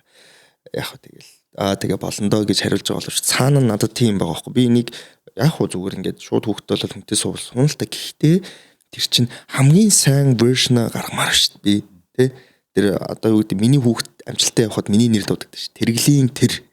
Одоо бол манай авч дэмжтэй Баттрын тэргэл гэж намайг дууддаг байхгүй. Тийм учраас би тэрийг ингээ удам хугацаанд илүү одоо юу гэдэг те амжилттай сайн байлгахын тулд би өөрөө яг гүцэд боловсрсан жимс болъё гэж зорж байгаа гэх юм. Танай ургийн овго тэр талаар яриач. Манайх тавнан гэд ургийн овгтой. Тавнангийн ургийн овг нь ерөнхийдөө яг Чингис хааны Тэмүүлэн гэдэг охин харь улсад бэр болгож өгөхдөө энэ овг нь үүсчихсэн. Одоо харь улсад бэр болгож өгөөд хүрх зүйлийг нь тавнан гэж нэрээдэж цол хэрэгэн болгодог байсан. Тэгээд тавнан болон тавнанван, тавнангууд гэдэг нэг юм 3-4 төрлийн овгнууд байгаа. Энэ дундаа яг тавнан гэдэг нь яг үндсэн гал одоо овг нь гэсэн үг. Тэгэхээр яг овг удмаараа ярих юм бол одоо Чингис хааны Алтан ургийн хүрхцүүлд өгдөг овг. Одоо яг би чинь яг энэ ургийн овгоо бас айгүй юм. Ер нь өвг дээд ургийн овг аав ээж гэдэг зүйлсийг бол айгүй ингэж чанд зүрхэндээ эрхэмлж явдаг. Тэгээ тийм ч учраас одоо бас яг юм ургийн овгороо төрийн бас байгуулах нээсэн. Энүүгээрээ бас фитнесийн багш бэлтгэх тийм эрхээ авцсан. Одоо энэ жилээс фитнесийн багш нарыг бас яг чанартай төвшөнд бэлтгэж гаргах ийм бас нэг их буйны үйлс хийх гээд явж байгаа. За ер нь бол нэг ургийн овг бол нэг тиймэрхүү их хариуцлагатай овг гэж боддог. Тэгээд энэ ургийн овгоо дээдлэх, хүндлэх, ер нь өвг дээдсээ хүндлэх энэ зүйл рүү бас би ер нь сүүлийн хэдэн жилд нэлээд гүнзгий бас ороод байгаа юм. Одоо сүүлийн 2024 оны 1 сараас ер нь нэлээд тогтмол мөргөл үлддэг болсон. Мөргөл үлдэхдээ өвг дээдстэй талархах. Намайг хамгаалж байдаг Сахиус танд баярлалаа. Надад үргэлж дэмжлэг болгож намайг чиглүүлж байдаг. Намайг алдаанаас нь урьдчилан сэргийлэгчүүд юм уу тиймэрхүү одоо хамгаалж хайрлж байдаг. Онгод тэнгэр танд, өвөг дээдстэй танд баярлалаа гэд би ингээ мөрөгдөг. Тэгсэн чинь миний сэтгэл зүйн эрүүл мэнд, миний бизнесийн амжилт бүх зүйл буудсан. Тэгээ энийг аль болох барихыг хичээдэг. Яг зөв. Тэгээд яг энэ дээр би түрүү нөгөөний хэлгээд мартаадсан нэг юм яг юу юм бэ л да. Түрүүн өвөг дээдс маань одоо энэ хооллолт ч юм уу энэ амьдралын хэм маягийн зүйлийг ингээд олоод нээсэн байна тийм лаборатори шинжлэх ухаангүйгээр. Энийг би бас ингэж хараад байдаг. Нөгөө 6 дахь мэдрэхүү гэдэг хүмүүсийн яриад байдаг. Зүн совин. Зүн совин хөгждөг ур чадвар юм аа гэд би тодорхойлцоод тэгээ энэ дээр энийг хөгжүүлэхийн тулд би юу хийх ёстой юм бэ гэд бодоод зөрөгтэй байх ёстой юм байна. Хулчгар хүнээр бурхан ажиллаа хийлэгдэггүй гэдэг Ральф Валдо Эмерсон 1800 онд хэлж ийсэн. Тэгэхээр миний хувьд бурхан гэхэлэр одоо энэ өвөг дээдс одоо энэ дэлхийн зөв тогтлол одоо бүх сайн сайхныг илэрхийлж байгаа бол тэр ажлыг одоо чиний яриад байгаа энэ сүнсний дуудлага би энэ хорвоо дээр юу хийх гэж ирсэн юм бэ гэдэг энэ ажлыг хулчгар хүн хийхгүй. Ийм учраас зөрөгтэй байж зүн совингоо хөгжүүлэх юм байна. Бас зүн совиндоо итгэх хэрэгтэй юм байна. Намайг ингэ дотроос нэг юм зүн совин ингэ татаад байгаа. Би зөрөөд авах юм бол зүн совин надад гомдох юм байна. Гэдэг нэг иймэрхүү юм. Тэгээ энэ нэгээр юу хэлэх гээд байна гэхээр түрүүний өвөг дээдс дээр манай өвөг дээдс нар энэ олон зүй тогтлын очрыг олдсон байгаа нь зүн совингоо ингэж хөгжүүлсэн бахаа гэж би бодоод байгаа. Магадгүй тэр тэнгэр доор мөнхөх тэнгэр доор бясалгадаг ч юм уу энэ байгалийн бүтээгдэхүүнүүд байгальтайгаа ойрхон байх ч юм уу тийм. Энийг бас нөгөө нэг одоо энэ Polynesian хүмүүс байгаа шүү дээ. Хавай ардлыг анх очиж нээсэн хүмүүс. Хавай чинь номхон далайн төвдөг тийм хэдэн мянган километр бүх одоо их газраас хэдэн мянган километрийн цаана. Тэгэхээр тэр хүмүүс зүгээр юм модон завин дээр тэрийг ингээд ямар ч юу байхгүй, луужин байхгүйгээр дээшээ харж хөвтөл тэнгэрийг хараад зүгчгээ бүгдийг мэддэг байсан гэж байгаа юм. Тэгэхээр тэр хүмүүсийн тэр далай дээр тэр мэдэрсэн хөгжсөн мэдрэмж бидний өвөг дээдсийн магадгүй морин дийлэн дээр тэр хөгжсөн мэдрэмж тэр зүн совинг хөгжүүлсэн хүмүүсийн бас тэр олж нээсэн зүйлсийг нь бид нэр өгөөсгөж болохгүй байх. Илүү суралцах хэрэгтэй байх би бодоод байгаа. Ер нь бол яг санал нэг байна. Гэтэ ерөнхийдөө нэг хүмүүс ч нэг тийм байдаг шүү дээ. Итгэвч болон үл итгэгч гэж байгаа. Яг хоо айл алин дээр нь би зүгээр нэг тайлбар өгөхийг хүссэн юм л да. Үл итгэгч хүмүүст гэх юм бол сая ярьсан шүү дээ. Генийн түвшний мэдээлэл хадгалагддаг. Хэрв чи сайн сайхан зүйлсийг бодож эсвэл одоо юу гэдэг өвөг дээдсийг шүтэж тэ одоо юу гэдэг одоо өөрийнхөө бурхан гэдэг зүйл залбирч байгаа бол тэр чи зөвхөн өөрийнхөө генд хэлж байгаа мэдээлэл байхгүй. Генээр мэдээлэл нь тэр өвөг дээдс гэдэг хүн чинь чи өөрөө байхгүй. Энэ чамд байна шүү дээ. Чи өөрөө ДНК-ны дотор байгаа. Тэр нь сонсож байгаа шүү дээ. Чи зүгээр нэг одоо юу гэдэг морин хуур сонсох тэ тэр нэг юм туйл хайлахыг сонсох тэр нэг хэл хуур одоо хархираа хөмийг сонсоход чиний биений чи үс босч байвал тэр гений герцийн мэдээлэл чиний биед байна л гэсэн үг байхгүй. Тэгэхээр тэдгээр зүйлс нь чи өөрийнх нь төлөө хийж байгаа. Нөгөө талд итгэгч нарт одоо зориулж хэлэхэд өвөг дээдс гэдэг зүйл болон одоо энэ өв гэдэг зүйлийг одоо орчин цагийн хүмүүс бүгд тээх ёстой гэж би хувьдаа боддог. Тэр язгуур урлаг нь байна уу одоо юу гэдэг те түүх аман зохиол нь энэ бүх зүйлсийг өөрийн мэдлэг ур чадвартайгаа хослуулан нийгэмд гаргах хэрэгтэй. Монгол ондоошил гэдэг зүйлийг гаргах хэрэгтэй. Монголчууд гэхээр л дэлхийн нийтэн зүгээр нэг юм хүдэр бадрун биетэй те нэг юм хар ажил хийдэг юм шиг царайтай тийм хүмүүс биш байхгүй. Тэр чинь оюун ухааны хувьд бүр ингэж төгөлдөрсөн тухайн үеийнхээ суут хүмүүс байхгүй. Яагаад тэр дэлхийн нийтийг тэр бүхэлд нь инх тайван зохицлож чадж байгаа. Илүү учраас зохицлож байгаа байхгүй. Тэгээ одоо энд ингээд 10 хүн байлаа гэхэд хин нь удирдахч болох юм гэхээр хамгийн гайгүйг л удирдахч болгохдойгоо ижлэх нь тухайн үед бол Үнэхээр тийм оюун ухааны суут хүмүүс байсан. Тийм учраас би бэлдэр гэдэг зүйлийг хамтд нь авч явсан. Тийм учраас тэр хүнсний шимт ижил хоол гэдэг зүйлийг хамтд нь авч явсан. Тийм учраас тэр нэг нүүдэлчин өв соёл те тэр нэг Монгол гэрийн бүтэц зохион байгуулалт агаар сэлгэлт гээд энэ бүх зүйлсийг цогцоор нь авч явсан хүмүүс бол бид бүхний өвөг дээдс буюу чи бас өөрөө. Миний хувьд бол тэгж хэлмээр. Гайхалтай хэллээ. Тэгээд итгэл үнэмшил гэдэг юм дээр би нэг ийм байр суурьтай яваад байгаа. Ямар нэгэн юмд итгэн за бурханд итгэх байдаг юм уу, дээдстэй итгэх байдаг юм уу, юу ч хамаагүй. За одоо жишээ нь өвчин идэхгүй гэдэгт итгэдэг байдаг юм тийм. Юу ч хамаагүй хүмүүс нь битүү итгэл үнэмшлүүд ингээд суудсан байгаа шүү дээ. Зарим нь өөрөө сонгосон, зарим нь цаанаас орж ирсэн. Энэ дээр би нэг ийм үзэл бодолтой байгаа. Энэ чамд хэрэгтэй юу гэдэг л шалгуур. Одоо жишээ нь тэр өвөг дээдсийн гений мэдээл чи одоо жишээ нь хүмүүс энийг заримдаа эсрүүлээд цэзээ дэлтэл Монгол илүү гэдэг гэж шүүмжилдэг хүмүүс бас байдаг шүү дээ. Энэ тал дээр зүгээр би ийм л шалгуур тавьчих гэж хэлмээр.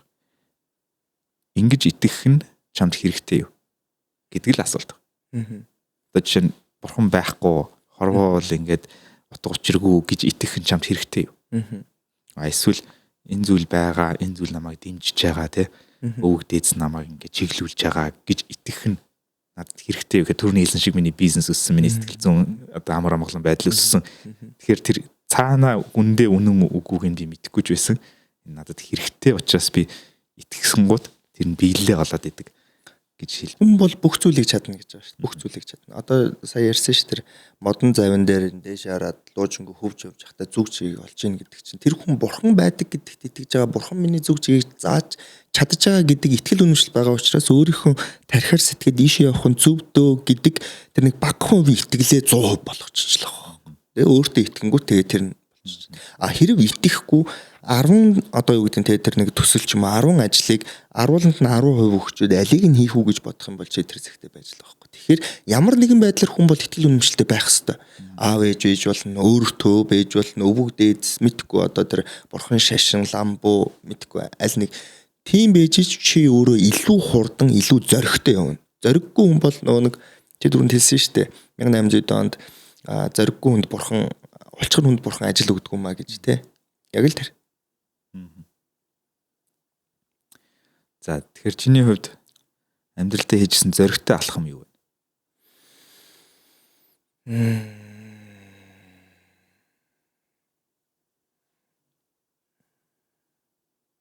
Ажлаасаа гарах байсан болов. Ер нь бол манай ээж чинь бас яг юм төрийн байгууллагад ажилладаг, манай авч хувийн хвшилт ажилладаг. Тэгээ тогтмол орлого, тэгээ нийгмийн татгалт төлөх гэдэг юм ийм гэдгийг багаас минь суулгацсан байсан. Тэгээд яг ээжийн үгээр яваад, аавынхаа үгээр яваад ингээд нэг хэдэн жил ажилласныхаа дараа за тэр нэг 25 автай байхтай юм уу. За аваа ээжээ хүн ингээд хоёрын хэлснээр ингээд ажиллаа. Одоо харин хүн өөрөө ингээд дур мэдээд ингээд өөрийн хүссэн ажлыг хийж болох уу гэдэг зөвшөөрлийг аваад бас ингээд айж байгаа шүү дээ. Тэгээ зөвшөөрлийг аваад яг ажилласаа гараад өөрийнхөө яг энэ фитнесийн багш тасгалжуулагч тэгээд ингээд эвент арга хэмжээ зохион байгуулах тэгээд өмгөөл юу оюуны өмч тэргээд яг ингэж хувьтай гарсан тэр үе маань л ер нь хамгийн том зориг шаардсан үе юм уу та. Тэгэхээр зүүн совингоо дагсан гэсэн үг. Тий, зүүн совингоо дагсан. Нэг л би ажлыг хажуугарч ч гэсэн хийгээд байгаа байхгүй. Нэг л хийгээд байгаа байхгүй. Яагаад фитнесийн багшаараа ажиллав гэхээр надад манай ээж маань хэлсэн байхгүй. Чи хүнд юм заах гэдэг. Манай ээж багш хүн байхгүй. Чи хүнд юм заах гэдэг. За чи тэгвэл хүнд юм заах гэдэг юм бол битээр заагаад байгаа. Намайг хамгийн сайн мэдж байгаа хоёр хүн миний үгийг сонсох уугүй юу гэдэг бас эргэлзээтэй. Тэгээ бүр илүү ингэж яг юм өөрийгөө шахаж яг юм багшийн төвшөнтэй бүгдийг ингэж судалж бүх хүн надаас юу асууж болох уу? Тэгээ би энэ дасгалыг хий гэхэд энэ хүн ийм асууж болно, тийм асууж болно, тийм асууж болно. Эсвэл энэ хүн тийм биж болно ингээд нэг 3-4 сар бүр ингээд нэлээд ингэж суугаад практик дээрээ бас ингээд турч үзснээр дараа аав ээж хоёр дээрээ коучинг хийгээд тэгээд бас яг аав дээрээ нэг 1-2 кг хил хасаад ээж дээр бол нэг 6-7 кг хасаад одоо өөхнөс нь гэх юм уу. Тэгээд яг тэр бас миний амьдралын айгуу гоё юм байна байсан.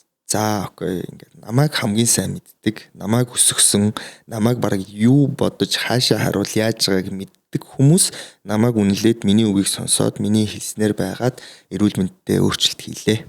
За окей, одоо би хүнд заахад бэлэн болж байгаа юм байна. Гэт тэгээд ерөнхийдөө яг багшилж эхэлжсэн гэх юм. Тэр чинь одоо би чинь 2024 оноос л эхэлж багшилж эхэлсэн юм да. Тэгээд за дасгал руу оръё. За. Өөр бусад дасгалыг хийх боломж болцоо цаг зав байхгүй байлаа гэж үү. 3 дасгал зөвхөн хийж болдог. Ямар 3 дасгал хийх вэ? Зөвхөн 3 дасгал зүгээр энгийн үнд шүү дээ, тий. Чи өөрөө. За, нэгт би гүүн. За. Зөвхөн дасгалаар нэрж гэнэ эсвэл юу вэ? Юу ч хийж болно шүү дээ. Гүүн. Гүүх нь өөрөө бодис хэлцээг маш сайн эрчимжүүлдэг. Ясны нэгтийг сайжруулдаг. Яагаад гэвэл энэ өсгийгөөр ингэж газар ингэж одоо дөргилт өгж байгаа учраас ясны нэгт сайжирдаг. Зүрх судасны үйл ажиллагаа нэмэгддэг. За тийм учраас би нэгт гүүн гэж хэлнэ.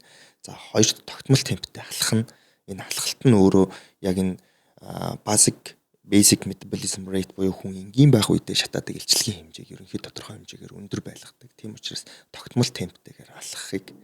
За гуравт нь гэх юм бол би энэ арцэг ёроолын булчиг одоо юу гэдэг чангалах энэ дасгалыг ерөнхийдөө ирэмгүй хийлгэмээр байдаг. Арцэг ёроолын булчин чангалах дасгал. Тий. Нэгсэндээ одоо Kegel дасгал гэж яриад байдаг шүү дээ. Энэ эмэгтэйчүүдэд ч хэрэгтэй, эрэгтэйчүүдэд ч хэрэгтэй. Угаасаа л ингээд секс гэдэг зүйл бол энэ хүний амьдралын үржиллийн одоо нэг юм том хууль шүү дээ. Угаасаа бусад бүх хоёр хүсд бүх амьтанд бас байгаа хууль. Тэнгүүт энэ угаасаа л энэ насан туршид угаасаа л явах хэрэгтэй. Энэ тухайн хүний амьдралын тодорхой хэмжээний томоохон хувьдыг бас эзэлж байдаг учраас энэ дээр хүн сэтгэл бардам өөртөө итгэлтэй байх нь амжилттай байх юм бас нэг үндэс суурь болдог учраас энэ гурвыг л зөвлөе.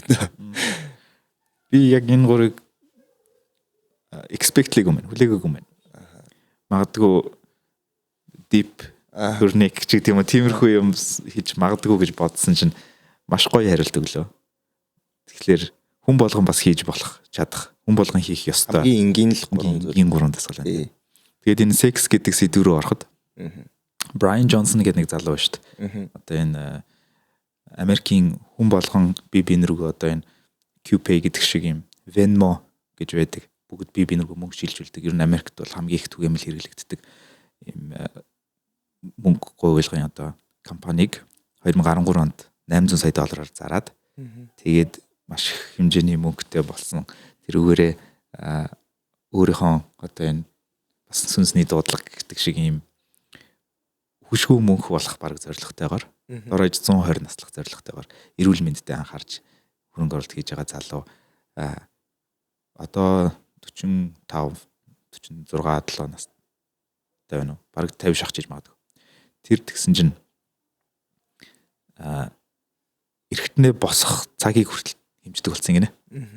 Тэгээд дундаж 18 настай эрэгтэй одоо залуу ойролцоогоор 2 цаг эргэтнээ босч чаддгийг гинэ.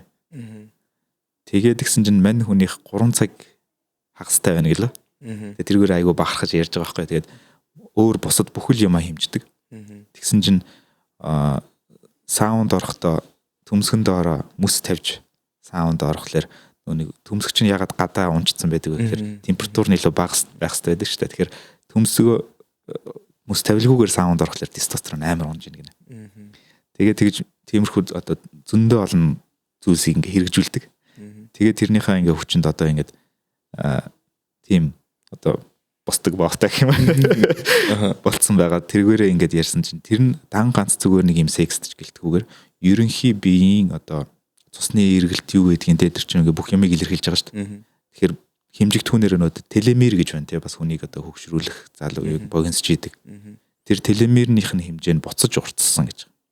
Тэгээд зүрхний одоо ажиллагаа одоо уушиг бэрхтэн бүх зүйлийг хэмжсэн чинь 18 тавина гэж байгаа юм. Тэгээ сүүлийн нэлээд хэдэн жил одоо YouTube дээр ингээд яг контент хийгээд хүмүүсийг тамхи битдат нойроо сайн аав хоолоо ирүүл дасгал хөдөлгөөн хий алхахгүй гэл яг чиний хэлж байгаа юмнуудыг хэлдэг. Тэгээд ингээд бүх хэмжиг түүнээр 18 настай болцсон гэдэг. Тэгээд цаашаага яг энэ маягаараа барих юм бол хамгийн анхны хизээч өөхөхгүй одоо зурдаар л биш бол те мөнх наслах хүн гэж өөрийгөө тодорхойлж яваад байгаа байхгүй. Зорчоод гайхалтай шүү дээ. Яг биологийн насыг хамгийн бага дээр барьж гин гэж. Одоо би нэг зүйл дээр амар юм баяртай. Одоо юун дээр гэхээр одоо залуучууд ерөнхийдөө тасгал хөдөлгөөнийг айгүй их сонирхдаг хийдэг болчих. Одоо энэ марафон гүйлт те. За фитнес байж болж ингээд бүх төрлийн тасгалуудыг айгүй их хийдэг болчих. Төрнүүкэн дээр ч ихсэн ажиллаж байна. Хэрв одоо нэг юм байна. Хэрв чи 20 настай тасгал хийж эхэлсэн бол чи 30 хүрэхтэй чиний биологийн нас чи 22 та ч юм уу 21-тэй байх боломжтой гэж байгаа. За тэгвэл 30-тай хүн байж болно те. 30-тай хүн байж боллоо чи 30-тай дасгал хийж эхэлсэн бол 40-тэй хүрэхтэй чиний биологийн нас чи 33-тай байх боломжтой гэж. Тэгэхээр эртл яг энэ эрүүл хоол дасгал гэдэг зүйлийг мэдэх юм бол хөгшрөлтөө удаашруулах боломжтой. Одоо жишээ нь эрэгтэйчүүд гэдэг чинь нүүрэндээ битгий маск тавь, эрэгтэй юм байж ээж. Үгүй. Адилхан л хүн. Бүх юм адилхан. Хүүсээрээ л өөр байхгүй юу? Дааврын хэмжээгээр л өөр. Тийм учраас тэр маск тавихыг ч тавь. Хэрэгэл. Чи залуудаа ингэх юм бол 50 хүрэхэд үеийнхнээсээ бүр шал ондоо хүн харагдана. 30-тай 35-тай хүмүүстэй ижлэгийн хэмжээний харагдана. Тийм учраас нөгөө нэг өөртөө хайртай бай гэдэг утга агуулга. Яг хуу манайханд л нэг масаар нь мэдгүй хизээ чи нэг тийм соёл суудсан байгаа байхгүй. Эрэгтэй хүн гоо сайханд орж болохгүй, эрэгтэй хүн маникюр битггүр хийлгэж болохгүй, эрэгтэй хүн маск тавьж болохгүй. Маск тавиул нэг хүүхэн шиг ч юм уу эсвэл нэг юм өөр төрлийн хүссэн ч юм уу. Үгүй эн чин чи өөрийгөө хайрлаж байгаа хамгийн том хэлбэр. Яага эрүүл хоол гэдэг. Чи өдөржингөө ажиллаа 7 хоногийн тэдэн өдөр те жилийн 365 хоногийн 200 гаруй өдөр нь ажиллачаад өөртөө тийм хог шиг хоол өгж ийн гэхээр чи ямар зүйлийг буруу хийсэн болохоор чи тийм уу хоол идэх гээд байгаа. Ямар зүйлийг буруу хийсэн болохоор чи өдөржингөө хорон дээр хэвтэх гээд байгаа. На би организм чинь бүр үхлээ шүү дээ. Би ингэж хэлмээр санагдаад байдаг байхгүй. Чи үнэхээр сайн ажиллаж байгаа, үнэхээр амжилттай байгаа бол чи өөртөө хамгийн гоё гэсэн хүнсийг нь авч чи хэрэгэл. Хамгийн гоё газар нь очиж дасгал хий. Хамгийн гоё хүрээлт нь бай. Чи зөндөө ажилласан шүү дээ. Чи нойр олгүй ажилласан шүү дээ. Одоо болно шүү дээ. Одоо болоо шүү дээ. өөрийгөө шагнахтай бол би одоо Монголд ирээд надлын жилийн 6 сараас хойш амьдарч байгаа. Морь нохо шиг ажилт юм байна монголчууд. Тэгээд тэрнийхээ хэмжээгээр яг баяр болоод зад бие эвдэлт юм байна.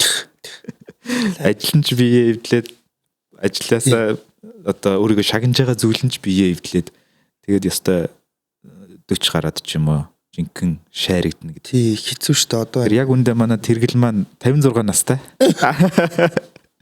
Тэр энэ зэнэ сууж явах хаа. Би бол итгэлтэй байгаа. Би одоо яг ингээд фитнесийн спортын карьерийг ингэж жоохон явуулж агаад үргэлжлүүлээ би ерөнхийдөө гүйдэг төрлийн хүн болох юм. Ер нь угаасаа манай удам талдаа ерөнхийдөө зүрх судасны тодорхой хэмжээний асуудал байдаг. Гэтэ одоо бол би ингээд тэрийг бүгдийг баланслуулад ингээд нэмэлтүүд юу уух уу, юу идэх үү, хэрэглэх үү, ямар хүнс хэрэглэх үү, ямар дасгалууд хийх үү, ямар амьсгалын дасгал хийх үү гэдэг энэ бүх юмнуудыг бас ерөнхийдөө хэрэгжүүлээ явж байгаа. Тийм учраас ерөнхийдөө яг хүүхдтэй болох одоо нэг хүнтэй танилцсан хүүхдтэй болох тэр төлөвлөлтийн үеэс эхлээд ерөнхийдөө гүйдэг хүн болчих юм. Тэгэхээр ерөнхийдөө яг атлет төрлийн булчинмастай тодорхой хэмжээнд дасгал хийдэг. Тэгээд бие организм бол маш сайн эрүүл байх болохоор нэг 56 таттай нэг иймэрхүү сууж явах байхаа. Тих байхаа. Би ч гэсэн бас тиймэр байгаа.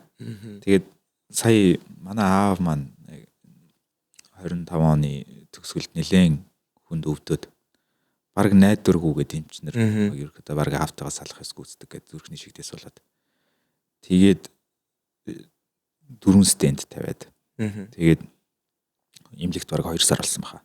Тэгээд одоо азар эмнэлгээс гарцсан зүүн хараад шагаар харваа явж байгаа. Гэхдээ яг тэр үед бол би бол яг энэ зүрхний эрүүл мэндийн талаар одоо эн чинь миний хөгжрүүлсэн хувилбар штэ. Тэгэнгүүт яг ингээл эрх зүйллүүд орж ирж байгаа юм чинь те. Тэгээд судалж үзсэн чинь бас саяны энэ Брайан Джонсон энэ гэдэг хүний тэр саунд суудаг модыг яасан чинь Финландчууд ер нь бол 7 хоногт дөрөж 4 удаа саунд суудаг ингээд. Тэгээд Финланд улсад зүрхний шигдэс гэдэг өвчин баг байдгүй ингээд. Тэгэхээр иймэрхүү одоо кардио гэж одоо жишээ нь испанаар корасон гэдэг, францаар cœur гэдэг. Тэгэхээр кардио гэдэг үг маань зүрх гэдэг үгнээс гаралтай үг байна. Тэгэхээр энэ зүрхний үйл ажиллагаа гэдэг энэ одоо чиний хэлж байгаа гүүх, алхах. Энэ нэгээрээ зүрхийгээ дэмжих нь маш чухал байгаа даа. Тэгэхээр би бас хаяа гүйдэг. Одоо бас тэрийг ихсгмээр байгаа. Nice. Зөв шүү. Энэ бол маш одоо тэгээд би ингээд өөрийгөө энэ супер залуучуудаар хүрээлэх дуртай. Одоо сая орж ирэхэд манай эдитер одоо Нацгаа гэж залуу одоо миний хувийн туслах гэж хэлж байна. Нацгаа орж ирэхээс өмнө би турникэн дээр 18 санаадаг офисийн чемпион байсан. Нацгаа орж ирээ 25 санаагаад ингээд намайг ингээд дээш нь өргөх болж байгаа байхгүй. Тэгээ бас сая Алдраа гэдээ бас нэг манай нэг эдитер залуу байдаг. Тэр залуу ерөөсөн Монголын Дэвид Когинс шиг. Одоо 19-тэй залуу. Өдөрт 10 хэдэн км гүйдэг. Тэгээд нэг удаа би нэг 21 км гүйх одоо юун тэмцээнд орох гээд бүртгүүлсэн байсан. Би яг дараа гимтэд орж чадаагүй. Тэгсэн чинь Алдраа болохоор тэрний өчигдөр нь өмнөх өдөр нь 50 км-ийн ультрамарафонд орчиж байгаа байхгүй хол зангуулт. Тэгэн гутаа намайг 21-т бүртгүүлсэн гэсэн чинь маргааш нь тоглож орж ирээ дахиад 21-т гүйчихэж байгаа байхгүй. Ийм залуучуудаар ингээ өөрийгөө хүрээлэхлээр би бол надад амар гоё байгаа. Тэгээд ингээд бас гүүмээр улам илүү одоо жишээ нь чи энэ орж ирээд ингээ сууж яхад чиний энэ гоё би хааг бас хараад бас ингээ урам авч байгаа байхгүй. Тэгэхээр ийм хүмүүсээр өөрийгөө хүрээлэхлээр бас улам илүү гоё улам илүү дээшгээ тэмүүлдэг. Тэгэхээр Монголд ийм хүмүүс улам олон болоосаа. Тэгэхээр чамд бас баярлаа гэж хэлмээр байна. Ингээ хүмүүсийг ийм гоё юмд урайлаад ирүүл байх энэ зүйлд ингээ явж байгаа. Одоо жишээ нь энэ ботном бичиж байгаа чинь тийм метаболизмын тухай. Чи өмнө надад бас хэлжсэн. Энийг их сургуулийн оюутнууд гэх мэт тиймэрхүү хүмүүст бас зориулж ер нь бас хийж байгаа гэд. Тэгэхээр хүн болгон уншихгүй шүү дээ энэ цуврал ботном метаболизмын сэдвэр. Тэгэхээр нэлээд л яг serious яг өөрөө энэ зүйлд сонирхолтой өгье гэсэн сэтгэлтэй байж ижил. Тэгэхгүй бол олон хүнд өгье гэвэл магадгүй яаж 30 хоногийн дотор мөнгө хийх вэ гэдэг ном бичиж бодол болно шүү дээ. Бали дөөрөө очиад ингээ бизнес хүмүүстэй уулздаг хүний хувьд. Тэгэхээр энэний цаана яг саяны тэр сүнсний дуудлага гэдэг шиг тийм зүйл явж гин үү яг энэ талаар дэлгэрүү ярил. Зорилго чинь яг юу вэ алсын? Энэ дээр одоо би өөрөө эндээс амар юм таашаал авдаг. Ер нь юм амар таашаадаг хүн. Хүрэх, харах, сонсох, мэдрэх энэ бүх талаар эмхтэй үнтэй байсан ч эсвэл ажил хийжсэн ч юм ярьжсэн ч гэсэн ингээд одоо жишээ нь хоёулаа юм ярьж хаад би чиний харц, ярианы өнгө тэр нэг юм зүрхний чинь одоо юу гэдэг цохилт ингээд нэг түгийж байгаа энийг харж би ингэж нэг юм хөглөгддөг гэх юм уу эндээс юм кайф авдаг. Тэгэнгүүт хүний биеийг тэгээ эрүүл аргаараа өөрчлөн гэдэг бол тийм амар зүйл бол биш. Гэхдээ тэр алга уруулахын төдөд өөрчлөгддөг. Гэхдээ тэр зүйлийг өөрчилсөн хүнийг ингээд өөрийгөө ингээд талент хараад тэр нэг баярлж байгаа мэдрэмжийг авахар би бүр яг энэ орчилд бүр хамгийн баяртай хүн болдог. Утга учирыг юу нь олж авч байгаа. Тий. Зүгээр ингээд тэр хүн ингээд үр дүнгээ хэмжиж байгаа байхгүй. Багшаа юм болчих. Багшаа ингэчих. Манай гэрхэн бас ингэсэн гэд. Яг тэрийг харахаар би ингэж одоо мөнгнөөс илүү тийм гоё үн цэнтэй тийм мэдрэмжийг авдаг. Ер нь жоох юм одоо юу гэдэг нулимсоо ойртохч гэх юм уу нэ. Тиймэрхүү моментууд ер нь төрдөг. Үнэхээр энэ хүн хичээсэн. Миний оролцоо бол 10% байсан. Би зүгээр л чиглүүлсэн, инг гэж хэлсэн. Харин тэр сахилга бат өдөр тутмын бүх юмнууд энэ хүний өөрөөс гарсан. Үнэхээр гайхалтай. Энэ хүн бол үр удамдаа амар сайн зүйл хийж гин өөрийгөө маш сайн хайрлахыг сурлаа. Миний мэдлэгээс чадах хэмжээгээр энэ хүн хүртэлж авлаа. Одоо гэр бүлдээ очиод гэр бүлийнхээ лидер нэгаад гэр бүлийнхээ хүмүүсийг эрүүл байлгах нь дээ гэдэг тийм одоо юу гэдэг бодол төрдөг. Тийм учраас яг энэ ажилдаа бол амар хоббитой. За нөгөө талдаа мэдж байгаа зүйлээ бусдад өгөх, ярьж өгөх, эсвэл үлдэж өгөх гэдэг нь одоо миний хамгийн бас дуртай зүйлсүүдийн нэг. Багада намайг манай хурш айлынх нь тусч хүү гэж ярьдаг байсан. Би ерөөсөө ингээд бүгэл энэ тэнэгөр очиод ингээд хүмүүст ингээд туслаад яваад идэг. Тэндээсээ баярлаа гэж байгаа үгээс нь эсвэл тэр харцнаас нь ингээд хараад ингээд гоё мэдрэмжүүдийг авдаг. Тэгээд одоо яг бас юм ном бичих юм ажил руу орсон баг. Дээрээс нь хүний нөөцийн ажил хийдэг гэсэн. Хүний нөөцийн ажил нь өөрөө хэрэг би чамайг ажилд авах юм бол чиний ард дахиад гэр бүлчин байгаа. Хоолтойгоо залгах чинь тий. Нөгөө талдаа компани маш сайн ажилтан авах юм бол компани ашиг орлого нэмэгдэнэ гэдэг. Ингээд ер нь л угаасаа нэг өгөгдөл нь хүнд туслах, хүнийг ингэж сайжруулах, хоёр хүнийг хооронд нь холбох, хэрэгтэй хүнийг хэрэгтэй хүнтэйтэй нь холбох ч юм уу те нэг ийм угаасаа юм хийх ёстой байсан юм байна гэдгийг энэ сүүлийн жилүүдэд ер нь илүү сайн мэдрээд тэгээд зориглоод за номоо бичиж багш нарыг бэлтгэж гаргая энэ дээрээ түлхүү фокуслээ гэдэг ингэ шийдсэн байгаа даа. Nice. Ер нь бол икигай гэдэг шиг те. Энэ өөрийнхөө икигайг олцоод явж гин гэж ойлгож болохоор байна те.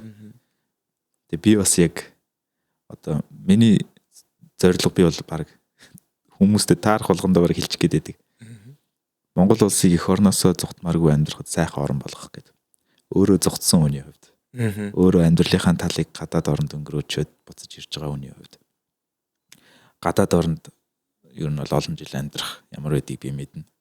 Тийм их орон шиг бол хизээж байж чадахгүй. Одоо чинь би утасны цаанаас намайг англи хүн гэж бодохоор ярьж чадна. Тэнд одоо жишээ нь амьдрах бүрэн ирэх бүх юм надад байгаа. Тэгээ яг англи хүн шиг ингээд амьдрч чадах гэсэн би тэнцээ нэг Аз нөхөр, нэг Монгол нөхөр. Тэгээд хинтэй ч ярилцсан эхний нэг юм давхарга байдаг. Энэ Аз нөхөр ийм юм байна гэдэг. Монголд надад энэ залуу ийм юм байна гэдэг тийм наад захнасаа эхлээд. Тэгээд түрүүн чи тэр ярьсан энэ одоо өгдөөдсийн идж ууж байгаа хоол хүртэл дэлгүүр гараад ороход хүртэл над Монгол хоол хаасайгуу зарж байгаа нь үнэхээр сайхан байна. Жишээ нь. Тэгэхээр энэ одоо нэг утаагүй төгжрлөгөө ч юм уу нэг ганц хоёр юм асуудалгүй бол бүр төгсөрцөн гоё орн байгаа байхгүй. Одоо жишээ нь өвөл болж байгаа нь хүртэл над сайхан байна. Тийм шүү дээ. Яг Монгол хүн л сайхан. Тий. Тэгээд тийм болохоор яг миний зорилго бас тийм. Тэгэхээр одоо жишээ нь хэлний одоо сургууль ап энэ хөгжүүлж байгаа зүйлс маань бас их тэрлүү чиглүүлж байгаа. Хүн болгоныг хэл устай, орлого өндөртэй тэгээд их орондоо ингээд одоо манай энэ хан дээр байгаа 8 зарчим байдаг. Номер 1 ёс зүйтэй гэдэг. Яг хоёр дахь тодорхой зоригтой, нээлттэй сэтгүүтэй буюу одоо цагаан бүсний менталити гэж үргэлж суралцахыг хүсдэг. Асуудлыг эцэлдэг буюу loop closer гэж байгаа. Олон асуудлыг нээлттэй үлдээгээд рамчин тулаад болохоо байдаг. Хайрладаг. Хэрэглэгч нарыгаа, сурагч нарыгаа хайрладаг, багш нарыгаа, ажилчтайгаа бүгдээрээ бие бинийгээ хайрлаж ажилладаг. Хариуцлагатай, accountable. Тэгээд 8 дахь нь далаацтай сэтгүүтэй буюу abundance mindsetтэй гэж. Abundance гэхээр scarcity буюу хомсдлын эсрэг нь буюу хорвоо баялаг. Би мэдлэгээ хизээж харамлахгүй хуваалцсан. Бүх чадлаараа туслана, дэмжинэ. Тэгээд том сэтгэн, том зүйлийг хийн гэсэн тийм. Одоо энэ манай 8 зарчмыг бүр өдөр болго ярьдаг бид нар. Тэгээ энийгээ цааш нь халдварлуулах гэх юм уу түгээх хүн болгон иймэрхүү сэтгүүтэй, иймэрхүү ёс зүйтэй, иймэрхүү болох юм бол магадгүй тэр миний мөрөөдөд байгаа. Тийм Монгол ус би болох байх гэж бодоод байгаа. Тэгэхээр энэ үйлсэд бас чи бас том хувь нэмэр оруулж байна гэж би хараад тэгээд би баярлаа гэж хэлмээр байгаа байхгүй. Тэгэхээр иймэрхүү одоо ийм зориг тээж ийм хүмүүс тус нэмэртэй ийм сүнсний дуудлага олоод хийгээд бүтээгээд зориод явж байгаа зориг гаргаад явж байгаа ийм хүмүүс улам илүү олон байгаасаа магадгүй үзэж байгаа таа ч гэсэн зориг гаргаад нэг юмыг эхлүүлээсэй гэж би бодож байна. Би бас яг адилхан ажилласаа оффист ажилладаг байсан. Тэгээд за Монгол мөнгөөр бол бараг сарын 10 сая төгрөг ингээд аваад тэгээ нэг Англид Лондонд лаг шилэн байшинд оффист ажиллаад тэгээд тэр үедээ би энэ өвчнг ерөнхийдөө туссан. Стресс, архаг стресс гэж юмтай болсон. Яг тэр сүнсний дуудлага зөрчөөд байгаа юм шиг. Тэгээд зориг гаргаад яг 23 онд Монголд ирэхдээ Монголд ирж байгаа би хилээгүй бүр хүрээд ирсэн. Тийм гоё ажил байсан. Гэрээсээ ажиллаж болдог. Тэгээ би Англид гэрээсээ ажиллаж байгаа юм шиг л Монгол нисж ирээл Монголоос гэрээсээ ажиллаад явж исэн. Тэгж байгаа яг тэр нөгөө нэг зүн совин зулгаагаад болдгоо. Тэгээ ажилласаа гараад. Тэгээд хэдэн сар нөгөө орлогогүй болсон чинь Английн өртөг амар өндөр. Монголд цугаалаа явж байгаа мөртлөө тэнд бас түрээс төлж байгаа. Тэгээд түрээснийхаа мөнгийг төлж чадах байгаад. Тэгээд найзаасаа мөнгө зээлээд хамгийн сайн найзаасаа. Тэгээ манай тэр найз тэгжсэн. Чи надад хизээ өгөхөө тодорхой хэлчих. Гэхдээ надад нэг яаралтай хэрэгтэй биш ч гэсэн Зүгээр ингээд тодорхой юм чи өөртөө бараг зориулаад хэлчих гэдгсэн чинь би тэр үед 23 оны 11 сар байсан уу. Би тооцоолж байгаа. За Octolearn компани байгуулад ингэн тэгнэ. Тэр бүтээгдэхүүнийг бол би 20 оноос хойш хөгжүүлж байгаа байхгүй. Тэгээ тэрийг орхигдуулаад ингээ офис ажлыг явуулсан. Тэгээ буцаад тэр лугаа шандаж орно. За би лонч хийн. Тэгээд би найздаа одоо 20 эдэн сая төгрөгийг за 3 сарын 15-нд өгье гэлцсэн. Тэгэнгүүтээ би утсан дээрээ ингээд 3 сарын 15-нд би найздаа одоо мөнгөний бүтэн буцааж өгчөөд тэгээд цаанаа би дансандаа 50 сая төгрөг харнаа гэд бичсэн. Тэрийгээ би өдөр болгон шахуу бараг төсөөлөд уцаа гаргаж ирж байна. Найздаа өөр мөрөд төлсөн байна. Дансан 50 сая төгрөг байна. Өдөр болгон шахуу тохомсордог кодлоод шүү дээ. Кодлоод өдөр болгон тэгээд нөгөө ажилдаа шаргуу шандаад тэгээд энэ Octolearn компани одоо ер нь англиас ингэж эхлүүлээ. Тэгээд яг 3 сарын 15-наас өмнө биелээ олсон байдаг. Гайхалтай. Тэгээд энэ яг тэр чифтээр ярьсан нөгөө зориг. Тэр сүнсний дуудлага дагах. Тэр хийх ёстой юм хийх. Тэгээд энийг бас хийж яваа хүнтэй ярилцахад бол маш таатай байна л гэж хэлэх гээд байна л да. Тэгээд энэ одоо энэ зорилго чинь хоёлоо ер нь бол цаашид олон гой подкаст хийх юм байна. Олон гой хамтрлууд ч юм уу хийх юм байна л гэж хараад байна. Тэгэхээр иймэрхүү одоо манифест гэдэг үгийг хоёлаа яриа. Энэ үгийг юу гэж бодож байна? Яг өөрийнхөө хувьд бол яг энэ дээр нэг үзэгчд бас л хоёр талтай шүү дээ. Гэтэ яг хэн намайг юу гэж хэлэх нь хамаагүй. Гэхдээ яг миний хувьд манифест гэдэг зүйлийг сонирхоод судлаад ихснээс хойш миний амьдрал шал өөр болсон. Би ч яг ажлаас гарахаас өмнө урт хугацааны 6 сарын жилээ авсан байхгүй.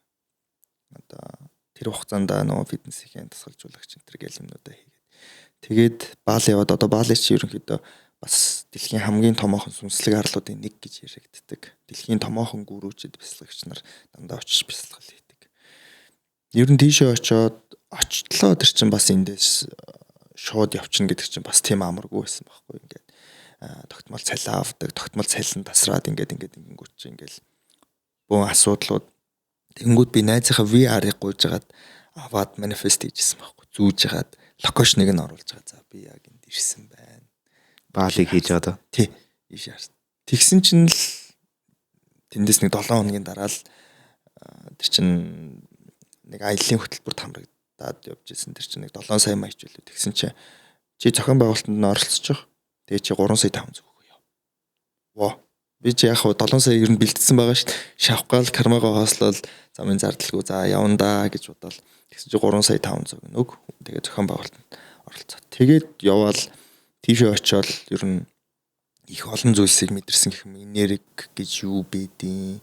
За тэгээд тэр одоо үгдэн сансар огторгоо ирчин энерги бүгдээд тэ өөрийн энерги гэж юу юм, гэрц гэж юу юм ингээл саунд медитейшн гэж юу ингээл ингээд ер нь судлаад одоо хүртэл тийм юм өглөөний баттгал өгөхтэй. Өнөөдөр надад 3 сайхан зүйл тохиолдно. Өнөөдөр миний бие эрүүл байна, миний бие сарвал байна. Тэгээд ингээд идэрхтэн болгоно ингээд мэдэрнэ.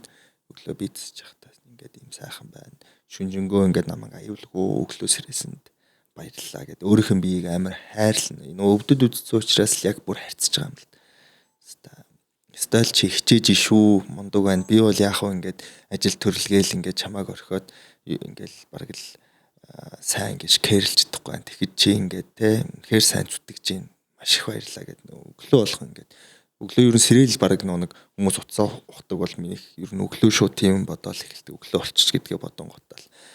Тэгэл орой унтахдаа бас нэг баг зэрэг нэг тиймэрхүү. Тэгээд юу гэдэг далд ертөнц манифест таталцлын хууль гэдэг зүйлийг ойлгосноос хойш миний уулзж байгаа хүн болгон ямар нэгэн утга учиртай гэдэг дээр бүр ингэж санал нийлдэг болсон. Ер нь бол ханцуу зүрхтүүдий бол нэг насны учрал гэж ярьдэн шүү монголчууд. Тэгээд өвгдээс хүртэл нэг тэгж хэлсэн байдаг. Уулзах хөстэй хүнтэй учрах хөстэй газараа уулзах хөстэй цагтаа уулзнаа. Энийг өөрчлөх боломж байдаггүй. Тэгээд тийм учраас өнөөдөр Jupiter-ийн яриа сууж байгаа нь ч тэр тийм учир утга агуулгатай. Өнөөдөр хэрв та энэ подкастыг үзэж байвал та бас үзэх л ёстой хүн гэсэн үг. Тэгж одоо манифестэд бол харж тийм итгэдэг байх нь шүү дээ. тийм сүүлийн 2 жил. Яг нүүр миний түрний яриадсан шиг. Одоо манифест гэдэг үгийг ингээд хүмүүс бас буруу ашигласаар байгаа зарим нь дургу болцсон энэ төр бас байдаг те. Тэгэхэд би яг энэ нэг түрүүний хэлсэн энд итгэх нь надад хэрэгтэй юу? Итгэхгүй байх нь надад хэрэгтэй юу? Манифест хийхлээр биелэлээ олдог гэдэгт итгэх нь надад хэрэгтэй юу? Итгэхгүй байх нь хэрэгтэй юу гэдэг. Тэгэхдээ мэдээж зүгээр ингээд бодцоод тэрэн дээр найдаад ингээ хайчиж болохгүй л дээ те. Би бол одоо чиглэлөө авах хэрэгтэй. Өдөр болгон уцаад тэгж харж ийн төсөөллөөд ажил руугаа шандж. Тэр нэг инспирэшн аваад байж. Энэ манифестер бас нэг юм хэлэхэд юу юм байна л да. Одоо би ч нэг юм өвдсөн гэд тухайн үед бол би ингээд амьдралыг 12 давхар байрлахаар төсөөлөхөд би B1 давхарт нь байсан байхгүй. Үүнээс цаашаа юу байсан гэхээр тэр үхэл гэдэг зүйл намайг хүлээж ирсэн байхгүй. Тэгээ тэр үед би тэр ичэд байдаг бол надад туслаач гэж залбирч байсан. Бурхан байдаг бол туслаач. Би бүхэл зүйл залбирч байсан. Хамгийн эцэст нь яасан гэхээр тэрглээ чи чаднаа чи даваад гарах ёстой гэдэг өөртөө итгэл үнэмшил өгөөд өнөөдөр ингээ босоод явж байгаа. Тэгээд сүүлд яг нь манифест гэдэг зүйлийг судлангууд өөрөө өөртөө итгэн үнэмшүүлэх. Тэгээд үйлдэл ав. За бүр нэг цэник мингээр ярих юм бол за зүрх нэмэх цэнэгтэй, тарих хасах цэнэгтэй. За тэгэнгүүт чи манифестыг хийж байгаа бол тарихаар бодсон чиний хасах энерги сэтгэл хөдлөл орж ирээд нэмэх цэнигийн энерги орж ирэхээр дунд нь кротик үүсэхээр чи орчлон хор ертөнц рүү явуулж байна. Тэгээд чи тэрийг одоо юу гэдэг нь тэр цаг нь болохоор буцааж авна гэдэг байдлаар бас яг тайлбарлаж бас болох юм байна. Тийм одоо жишээ нь бүтээл төрөдөг хүмүүс бүгд нэг юм дээр санал нийлдэг. Тэр нь болохоор санаа гэж зүйл бидний дотроос гарч ирдэггүй. Бидний тарих ч юм уу бид нар өөрсдөө ингээд антен санааг хүлээж авдаг. Өгөгдлийг хүлээж авдаг гэдэг дээр ер нь бүтээл төрөдөг хүмүүс бүгд бараг санал нийлээд байдаг. Тэгээд энэ дээр болохоор бас яг би бол одоо жишээ нь яг түрүүний өөрийнхөө зарчмаар энд итгэснээрээ надад хэрэгтэй. Тэгэхээр энэ цаад гүн юунда хэр үнэн байх үгүй нь чухал биш. Хүн болгоных л өөр. Яг би энэ дээр яаж итгэхээр надад ямар хэрэгтэй вэ гэдгийг ойлгоцсон. Тэгээ би яг физик сурж исэн хүний хувьд бас нэг юм физикийн юм ярихад одоо итер гэж нэг юм өмнө ондол байжгаад одоо хорвоо одоо жишээ нь гэрэл юугаар дамжиж гэрэл хэрвээ ингэ долгион юм бол долгион гэдэг чинь ямар нэгэн юмны disturbance буюу одоо жишээ нь усыг ингээд ингэхлээр долгион үүсэж байна. Агаарыг ингээд би хоолоогоор очиж ирэхээр тэр агаар долгион үүсэж хэн дээр ч очиж байна. Тэр гэрэл юуг долгиолуулаад байгаа юм те гэдэг дээр итер гэдэг нэг юм дэвшүүлчихэд тэгээд Rutherford-ийн туршилт төлөө ямар ч байсан дэлхийн эргэлтэн дээр ингэж нэг юм хоёр тойл тавиад гэрлийг ингэж тусгаад хэрвээ тэр итер нь ингэж урсдаг одоо дэлхийн эргэлтээр ингэж урсж байгаа бол тэр гэрэл өөрөөрөө авах хэрэгтэй байна тэр гэж нэг юм санал дэвшүүлээд үгүйсгэж гисэн. Тэгээд дараа нь би тэр талаар бодоодсэн чинь тэр амар тийм худлаа туршилт байсан юм шиг санагдаад. Тэгээ юм итер гэж юм байгаа гэдэгт би дараа нь итгэдэг болсон юм. Тэгээд квантын онол дээр бол зай хамаарахгүйгээр нэг одоо партикл дээр өөрчлөлт гарахад хаач байсан хэдэн нарны аймгийн цаана хэдэн гэрлийн жилийн цаана байсан ч тэнд мэдээлэл шууд очдог гэдгийг бол бас зөх хэмжээнд нотлоод байгаа. Тэгэхээр миний бодлоор нэг юм бүгдийг холбодог итер гэж нэг юм байгаад байгаа гэж бодоод байгаа байхгүй. Зөвхөн жоохон гүн орох юм бол тэгэхээр тэндээс дамжаад одоо санаа байдаг юм уу, айдиа байдаг юм уу, юу байдаг юм. Тиймэрхүү юмнууд бас бидний мэдхгүй ертөнц гэж байгаад байгаа. Одоо бид нар нүдэрээ харахтаа 400-аас 700 нанометрийн долгионыг л электромагнетик долгионыг л хүлээж авдаг.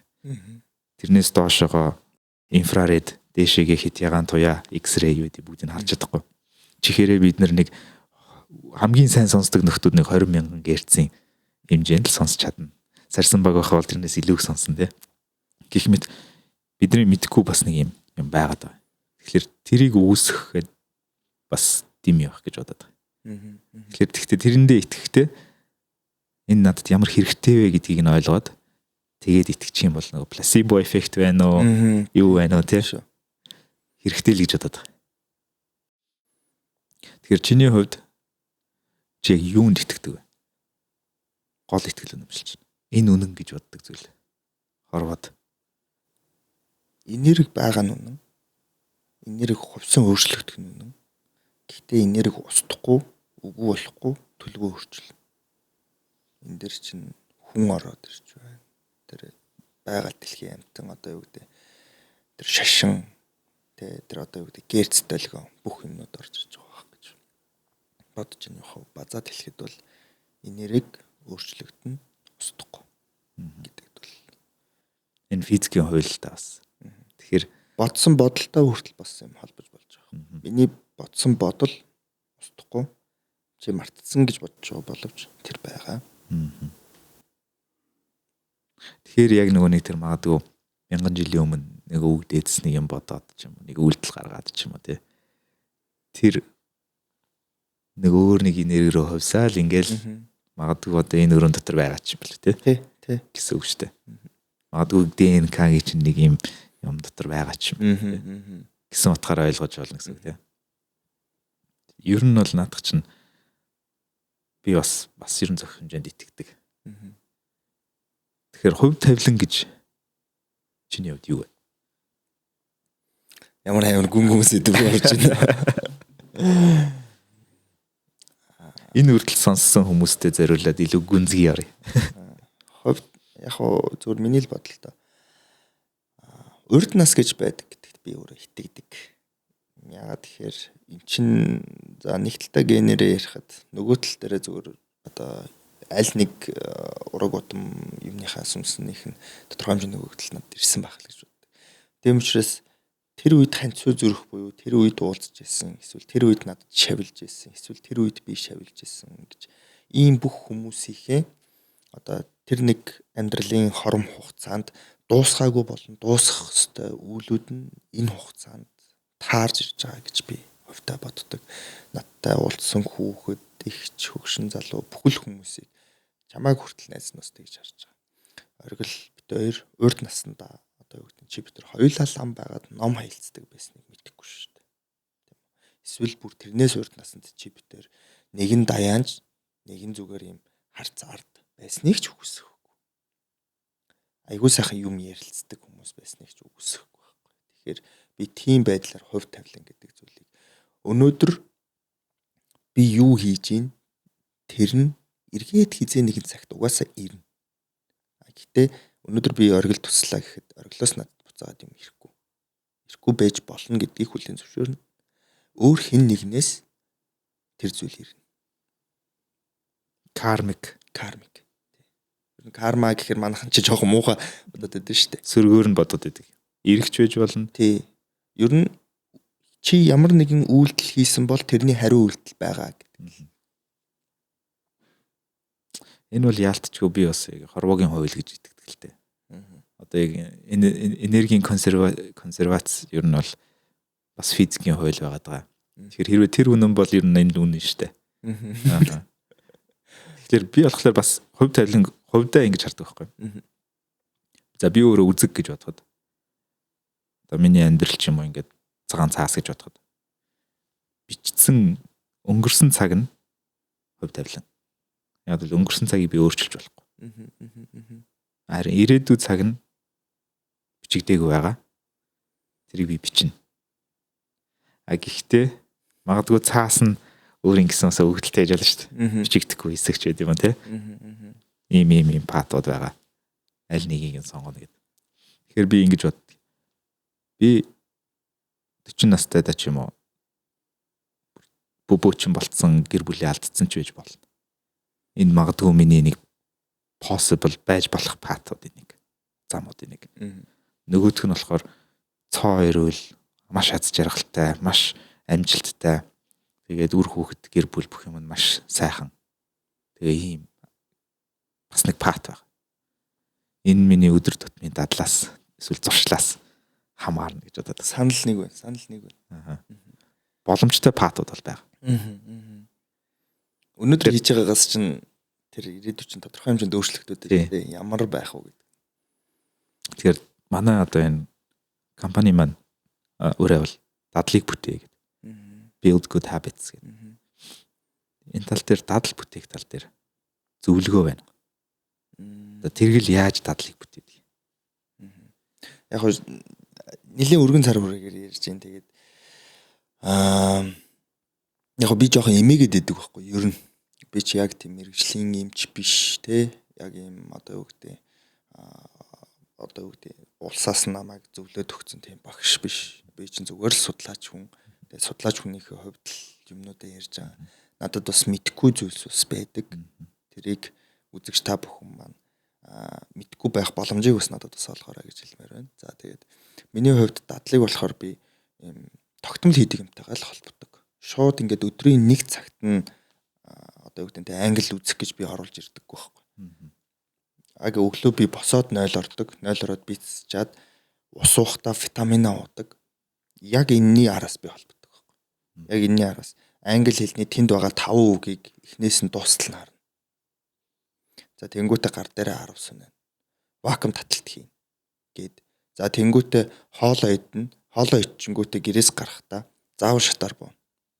Угаасаа л гарч байгаа юм чинь угаасаа ойлгомжтой буухан тодорхой. Гэхдээ лефтер биш шатаар бууна гэдэг. Ингээд нөгөө түрүүний хэлсэн чинь жижиг юмыг өөрчлөх болон нөгөө нэг үндсэн хийж байгаа дадал гэдэг зүйлтэй л холбох хэрэгтэй.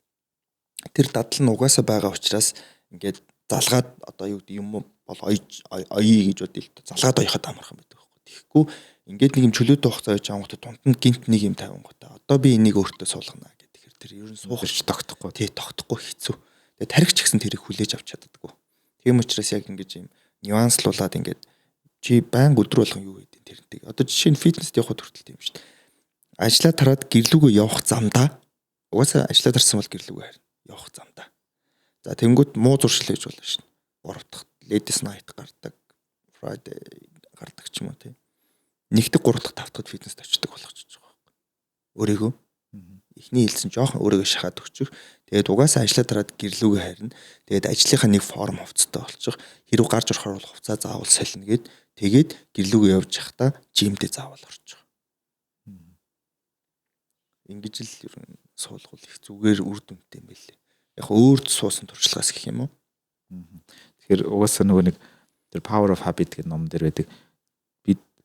Амьдралынхаа нийт хийж байгаа өдөр тутамд нийт хийж байгаа үйлдэлийн 45% за ойролцоогоор 50% одоо тал нь автоматар дадал зуршил болцсон зүйлс байдаг. Тэгэхээр бид нар бүгдэнд нь автоматар хийдэг зүйлс бол байх нь шүү дээ. Тэгэхээр тэрнийг олж тодорхойлоод шинэ суулгамаар байгаа дадлаа ойж өмнө нь юм уу дараа нь ингэж холбож залгах юм байна гэсэн үг тий. Маш гоё зөвлөгөө байна. Баярлалаа.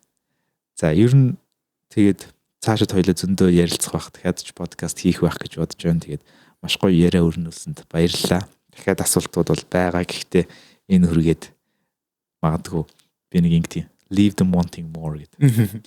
Илүү сонсохыг хүсэж байгаа үед нь зогсоё. Тэгээд ямар ч гэсэн подкастт орсонд баярлалаа. За баярлалаа. Манай подкастын маань ерөнхий ивент итгэгч Octolearn. Манай тэргэл маань бас Octolearn-ы онлайн хичээлүүдийг нэг жил ирэхийг авч үзсэн гэж байгаа тий. Баалид очиж үзэж исэн гэж байгаа. Энэ талаар сэтгэлээ нэ. Octol би ч ер нь нэлээд хэдэн сургалтанд ер нь английн сургалтанд хэлтэй болох гэж нэлээд үзсэн юм аа. Тэгэхээр ингээд харамдаад. Тэгээ яг хуу миний сул талд нь өөрөө би дааж суралцах чадвар дээр бас тийм айхтар юм одоо юу гэдэг юм хүмүүс шиг тийм мундаг бол биш байсан. Гэхдээ Octolearn сурахад тэр нэг юм миний ойлгохгүй байсан нэг юм маш сайн зааж өгсөн. Тэр дөрвөн одоо үгнүүд нь тэр verb, object, subject-ууд хаана ороод байгаа, хаана орохоор яагаад ингэж дуудаад байгаа гэх мэтлэн. Тэгээд яг хөө би хувьас зөвлөхөд ер нь гадагшаад төгшөө явах гэж байгаа бол ер нь англиг сайжруулах гэж бодож байгаа бол Octolearn дээр бол ядаж нэг сарын ирэх аваад нэг хичээлийн try гэдэг үзээрэй. Тэгээд таалагдах юм бол үргэлжлүүлээрэй гэж хэлмээр байна. Баярлалаа. Тэгээд миний зүгээс turmericтэй, gingerтэй бүтээгдэхүүнийг хэрэглээд үзье. Тэгээд метаболизм бустер гэдэг. Ер нь харшлах зүйл бол байхгүй хаа. За. Сахарын агуулмж. За ингээд бие бинийгээ сайхан дэмжиж өглөө. Тэгээд дараа уулзъя. Баяр та.